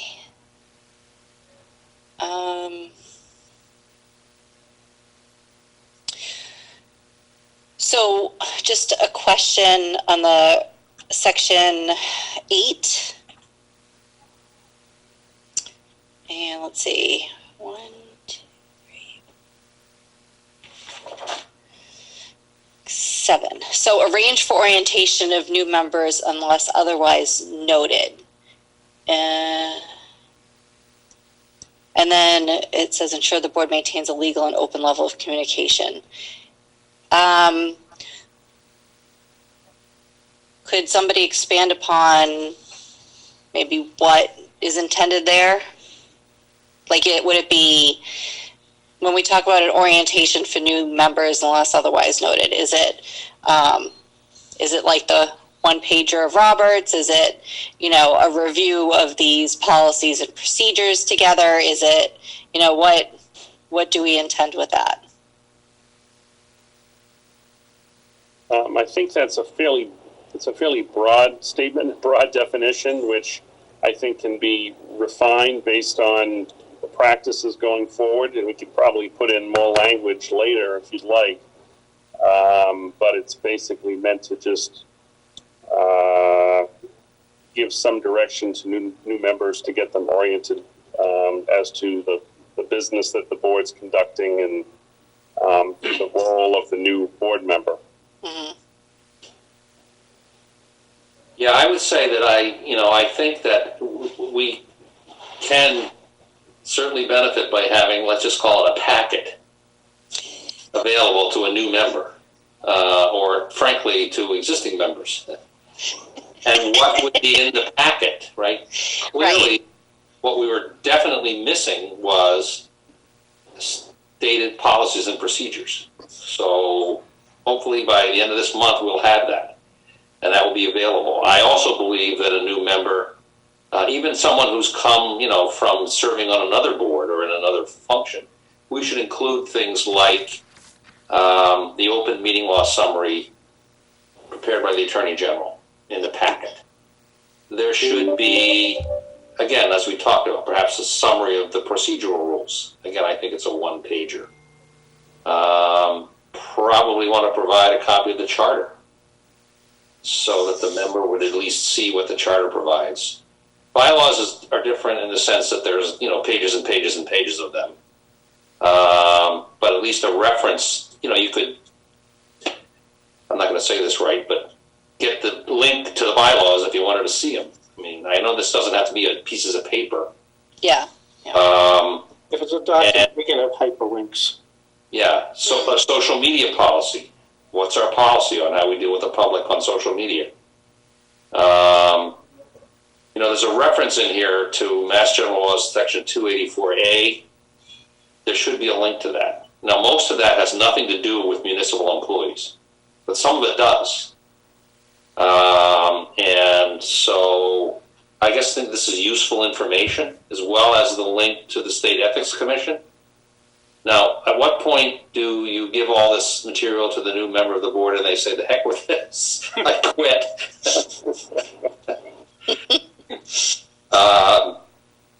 But as you, if you're designing it, that's what the packet says, right? I mean, and frankly, this gets to something else that we might want to talk about. I don't know whether it's in context of this or not, but just approval of all these warrants. Oh, yes. I mean, we have been given a dispensation from actually approving them in person by COVID emergency legislation. But do we all want to emerge from emergency legislation and have to come in and sign all these things again? I don't think so. I mean, that one of the strangest things for me was reading and approving those, to be completely frank. It seemed like a step that I don't know that we, as a board, I don't know if that's something we really need to do. I mean, that's probably a whole other ball of wax, but if that's one of our duties to read through those and approve them, that's fine. If it has to be in writing at some point, then it has to be in writing at some point. But that was one of the things that I've noticed since coming on that to me seemed a little strange that we would do. Well, it's a unique opportunity. I will say, in a way, I kind of like it. I skim through most of it, but there are certain things I try to look for each week. Sometimes they're large numbers, sometimes they're moderate numbers, or police or fire or something, just to give me an idea of what's going on. And it does give me an idea of where the cash is going. Certainly we're spending far too much on the feds right now. I think we ought to stop that momentarily. That would save us just a little bit of cash. A little bit of money. I mean, it is eye-opening to see where things go. It is. I mean, and I asked a question last time and got an answer because I was like, but it also can beg the question of how much am I supposed to question? Like, how much of this am I supposed to 100% be like, oh, I know exactly what that is. I approve that. What I like about it is also we have somebody who does know. I have called Lisa several times, and there isn't one instance when she hasn't been able to answer exactly, oh yeah, here's why. And by the way, if you look here, here, and here, you're going to see that. And great. It's an education. It's one that over time you begin to get, not only do we deal with the large budget, but we see how it breaks down. I mean, if anybody had asked me before I got here that we're spending, we're spending $150,000 a month or whatever it is on federal taxes, I'd have said, no, I wasn't even aware of that. But that, we're spending $150,000, $200,000 a month for that. That would be payroll tax. I understand what it is. Our folks' Social Security benefits. Well, look, I guess there's a distinction between providing the information, right, and requiring you to sign it. Well, that's a different. Yeah. And frankly, the warrant, particularly accounts payable and whatnot, is much easier to read because it's now reformatted in the Munis system, so it's easier to follow. I agree with Pete that it is useful because it does allow you to look at some things and say, well, what's this? Well, why is that going on? And she does know the answer, or the town administrator knows or something. So I think giving the members of the board the opportunity to look at it is different from saying, in order for us to actually process payroll, who has to sign it? Right. And Mike, I think you would indicate it at some earlier point that in other towns, not the full board does not have to sign off on this stuff.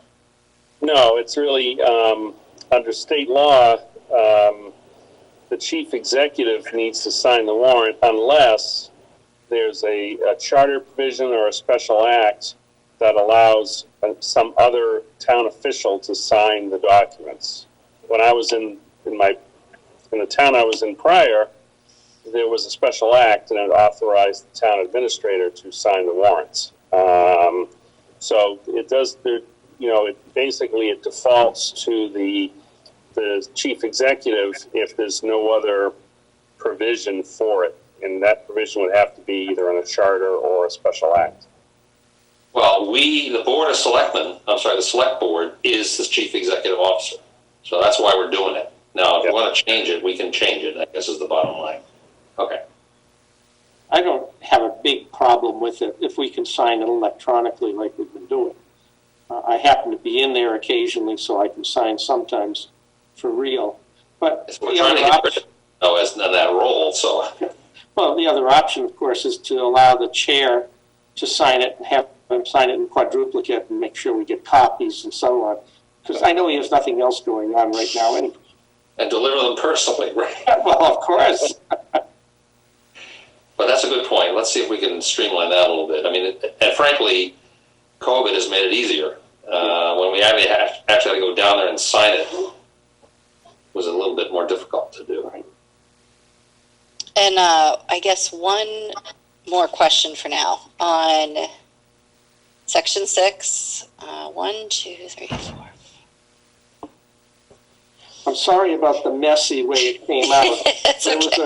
There was an OCR scan I spent some time trying to get it together, and I finally said, to heck with it. I'm not going to kill my whole day doing it. All right, let's see. I think it's, so section 6, maybe bullet 8 or 9. It says a select board member shall, and that says comment, a violation could result in the recommendation for a dismissal or recall or removal from position. Oh, wait a second. Hang on. I'm trying to find that. It's under the link for the electronic records guidelines. Yeah, I only went through it until my eyes got blurry, and I can't find what you're talking about now. This is section 6? Yeah, let me double check. Yes. Oh, yeah. Selfish. Yes. I see the hyperlink. Is it before or after? It's underneath the hyperlink. So it says a select board member shall, and then in caps it says comment, a violation. Oh, yeah. This is a comment I was going to make to you. Oh. That's all. I don't know whether there ought to be anything there or not. It was just, as I was thinking about it, I thought, okay, I ought to comment to the two of you that, do we want anything in there about penalties or anything else? Is it even appropriate? I didn't know, but that's why I said it's a comment that was to trigger in my own mind something for discussion. Yeah. Well, I'm not sure that we even have the authority to penalize or, cut off another member of the board. We can't remove a member of the board. Right. That's the town. And at this point in time, we don't have a recall provision anywhere. Yeah. So I'm not sure we want to get into that. I mean, unless somebody does something illegal, like then they gets should arrested. call on them to resign. I mean, yeah, none of this said, and that's what I had here. It's a recommendation or a recall or. Okay. Yeah, but that, and the other option, of course, is removal from a position as an officer of the board. Now, that we did. That we can do, right. Yep. And so my point is, these were points that we don't actually cause the person to be removed. That's not, that we don't have that authority. But we can recommend, and we can, the person can be recalled if it's serious enough. All I was saying is, at least it's a discussion item amongst us. I don't mind if you take it out, but I did want to bring it up. All right. Now, I have something else I'd like to discuss at the very beginning of this, which I haven't discussed thus far, if you're done, Erin. But I'm done. I'm good for now. Thank you. And if the chair will allow me to do so. I don't know. All right. Okay. I have 3 thoughts here that I am concerned with, but they have to do with what I'm concerned with is somewhat separate, and it has to do with qualifications to be a board member. I realize anyone can file papers to run, but I am concerned that we could end up with people who have no understanding of the town's finances, who are not familiar with town organizations, particularly as it pertains not just to employees, but boards, board members, and so forth, nor any familiarity with state regulations as they apply to town governance. I'm not trying to say we have authority to say you can't run. That's not the point. But it would seem to me that we ought to have recommendations that you ought to have these kinds of knowledge. You can get it by attending board meetings. Right now, they can do it electronically. They can attend other meetings. They can ask to sit on boards. But to come in without any real prior knowledge of how the town operates, what our fiscal responsibilities are, to be honest, I don't think most people think about the fact that this board has a major fiduciary responsibility to the town in the way we conduct the overview and make the recommendations on funding various projects, the town itself, and so on, through the articles. And unless you've been exposed to that, it's pretty tough, I would think, to come in and think you're going to participate and become a valuable participant in this process, at any rate. I am concerned, and so I thought I'd throw that out there. Well, let me react. I understand your perspective here. I think that for the board to state a policy as to the qualifications of a board member, I couldn't support that. I think it's just overstepping our boundaries. Now, if we wanted to go to the citizens of the town, either through a bylaw or a charter review, and say, look, to be a selectman, you have to be, or select person, member of the select board, you have to have the following. And then the town has decided that, rather than, one board. The flip side of the argument, of course, is that the town gets to decide, the voters of the town get to decide who they want to serve as members of this board. And they don't have to do anything other than vote for the person that they think will do the best job that they would like to have done. That's why I was saying recommendations in terms of guidelines. But I don't think that some people, when they run or might consider running, consider how a board like this really does operate, what its responsibilities are, which to me makes a difference. I'm not saying I do it properly, that's not my point. But I think it is important when we interact with the town administrator and others to have a knowledge of how this town operates and what's expected of us coming in. I have a few thoughts, if I could, as well. Yeah. Okay, so one, I think I get what you're saying, and I think even something like, well, you want to run for a select board, here's some things that would be a good idea to prepare yourself if you're not already in a similar type of role. It also would then fall, I mean, things could go well or they could go badly in terms of getting a candidate that has qualifications and an understanding of the process. I think it comes down to, as the newest person here, I will say Mike is extremely patient, and that is a very good thing. I will say that despite having held an office and also attended meetings, there's plenty of things that is, case in point, the AP warrant approvals, things that just wasn't aware that these were things I was going to be doing. Not that it's a problem, and I'm a quick learner, and I'm happy to participate, so it's great. But if you have somebody that isn't some of those things, that would be very difficult. I also think the conversation we had previously about an orientation or a manual, so to speak, that would be extraordinarily important in that case. I tend to walk around with a copy of the charter in my handbag because I'm strange, and I don't expect anybody else to do that, but having the knowledge that these are the things you should be familiar with would be helpful. So I think having resources available, maybe recommendations would be one thing, but I think, like everyone said, the town elects who they elect. And at that point, it would come down to whatever kind of orientation or training or support materials and Mike's infinite patience at this point. Mr. Chairman? Yes. If I may, at the risk of delving into areas that I probably really shouldn't even be delving into, I would say that these are all very good points. I know that the Mass Municipal Association does occasionally issue a guide book for selectmen, select boards.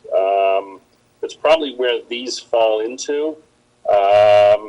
And I would probably, even though I do agree that, there are attributes and experiences that can assist individuals in coming into these positions, it probably isn't something that we could effectively put into these policies and procedures too easily.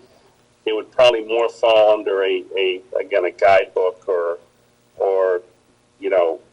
I think the best way to accommodate that would maybe be what we discussed before, is working to establish an effective packet for new select board members. And, certainly something like that would be a public document. So if people are considering running, they can look at guide materials and understand if it's really something for them that they're interested in, that they're willing to put the work in to become educated into all aspects of this. And I don't think there's any limitations that there aren't many limitations that the town can put on the position. I don't believe a lot of this is regulated by state law. And there are certain forms of government, and this form is the one we have here. But the points are well taken, and I have 25 years of experience working with different individuals in these roles, and the points are valid. And there are certainly different learning curves, and there are different backgrounds that are more suited than others. But ultimately, it's the decision of the citizens to put in people that they feel will do a good job. And I don't know if we can. You might be stepping into dangerous territory to provide too much guidelines in these types of documents for that sort of thing. That's my 2 cents.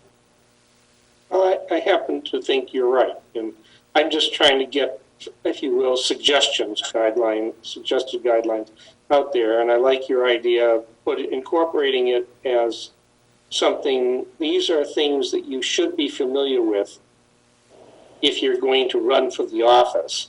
But you brought up an interesting point. When we elect members to the House or the Senate, they have an orientation, if I'm not mistaken, where the new electees are given an opportunity to understand how it operates and so on. And we lack that here. Technically, with 3 members, you really can't have a member sitting down with the new member giving guidance. And I somehow think that maybe we could ask the town through a bylaw or something for an exception that says when we elect a new member, that, say, the chair, presumably the most senior of the people, will sit down with the new member sometime in the first week or 2 or whatever the time period is, and give an orientation as to here are the things you ought to be familiar with, here's what's going to be going on, here are the key issues we're presently confronting. Just an overall view of what's happening and what's expected of you. I would say that, certainly the chair can provide, the chair or his or her designee could provide information along those lines, just to provide information, but you would just have to be careful that there wasn't any deliberation in that conveyance of information. That would be the part that you'd have to be careful of. I don't know if that would require a bylaw. I mean, certainly, I think this draft already has in it that the chair is responsible for the orientation, but it leaves it very broad as to what that means. Maybe we want to expand upon that or have a separate orientation document that gives a separate guide for that, maybe as an offshoot of these policies and procedures. So maybe as part of the packet, we put together a guide as to the types of information that need to be conveyed to new members, within like a 1 to 2 month orientation period. Well, I certainly think if we had documentation like we've been discussing, we've got, let's pick up 85% there. Because if we had the documents like policies and procedures. Frankly, if you're going to sit down with a member of the board, coming on board, say, here's the budget document. Okay, this is what we're working on. And other things that help you, like here's the meeting schedule, here's the the process during a meeting, here's the open meeting law requirements. That gets you a long way. Now you're going to still not get everywhere. And, maybe we should definitely, as part of an orientation, set up a meeting with a formal meeting, with the town administrator and town council, just to sort of help people get acclimated. Within a week, you'll set up a meeting, you'll come, you'll maybe, and talk to these folks, and then it has a little bit more structure to it. But just this document alone, once we agree upon it, is a monumental step, because it's easy to see it as an orientation document as well as a guide to how we conduct our business day in and day out. So at this point, let's try to get something together on this and determine what the next step might be in terms of other stuff that we might want to pull together. Because I do agree with my colleagues that whatever we can do to help people, A, decide that they're going to run and figure that they can do the job, and B, be effective when they start doing the job, is certainly benefit to the town. I want to raise one more item, and then we'll move to the last, which I wanted to talk about a little bit about, which is really under the heading of appointments made by this board to boards and committees, where we have, in a sense, it's understood, I believe, that members of these committees serve at the pleasure of the board. But that's not really operable very much. In other words, what is the right and responsibility of this board to remove members of committees who we feel are not leading, ultimately this kind of thing leads to a code of conduct for boards and committees. And let's say we have that, and we determine that member of a committee or another or whatever is operating outside the lines of we consider to be the right way to proceed. At this stage of the game, there is a bylaw which allows removal of a committee member for failure to attend meetings. But there's nothing else that says, okay, we're going to appoint you, you're going to have a term of office, but when is it the right or the responsibility of the board to intervene, either to advise someone that they're off the reservation, or B, remove them? Can you even do that legally, though? Well, I'm pretty sure you can. You can, because okay. these people are really serving at the pleasure of the board. Okay. Now, I agree with you. If it's arbitrary and capricious because you don't like the look of the person, then you're almost definitely headed to judicialville. I mean, I don't know. I just feel as though a statement that you serve at the pleasure of the board, maybe that's enough. Which just says, okay, we're asking you to serve because we think you're the right person. We're asking you to execute the responsibilities of the board or committee that we've designated for your membership on. We expect you to follow the social media policy. We expect you to, follow rules of civil discourse. And maybe I didn't propose any specific language because it's something that's a little bit more conversation around rather than let's do it now. Because again, my view is that we get this going, and if we're 85% there, we're 150% ahead of where we are today. Mm-hmm.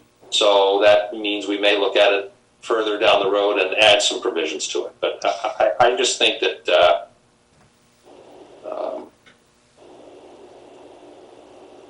I think it's important for us to have, maybe it's more of a positive. We have a set of expectations for committee members as to how they should conduct themselves.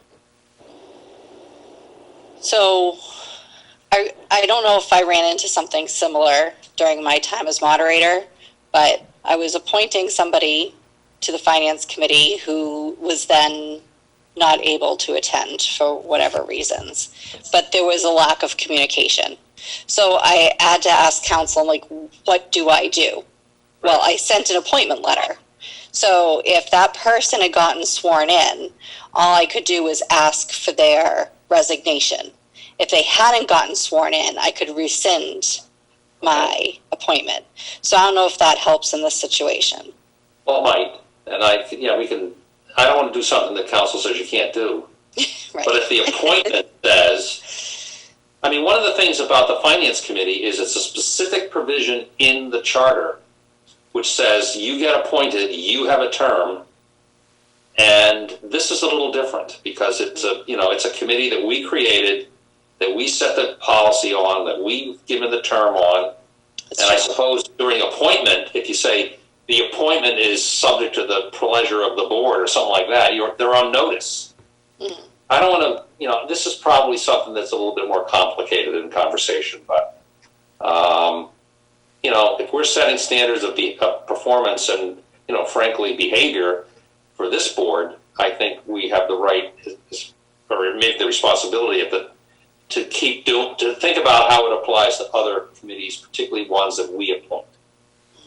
And I don't necessarily want to spend a ton of time on it for this exercise, but I just want, as you both have indicated, there's some general things you've been thinking about as you look through this that maybe we might want to take a look at down the road.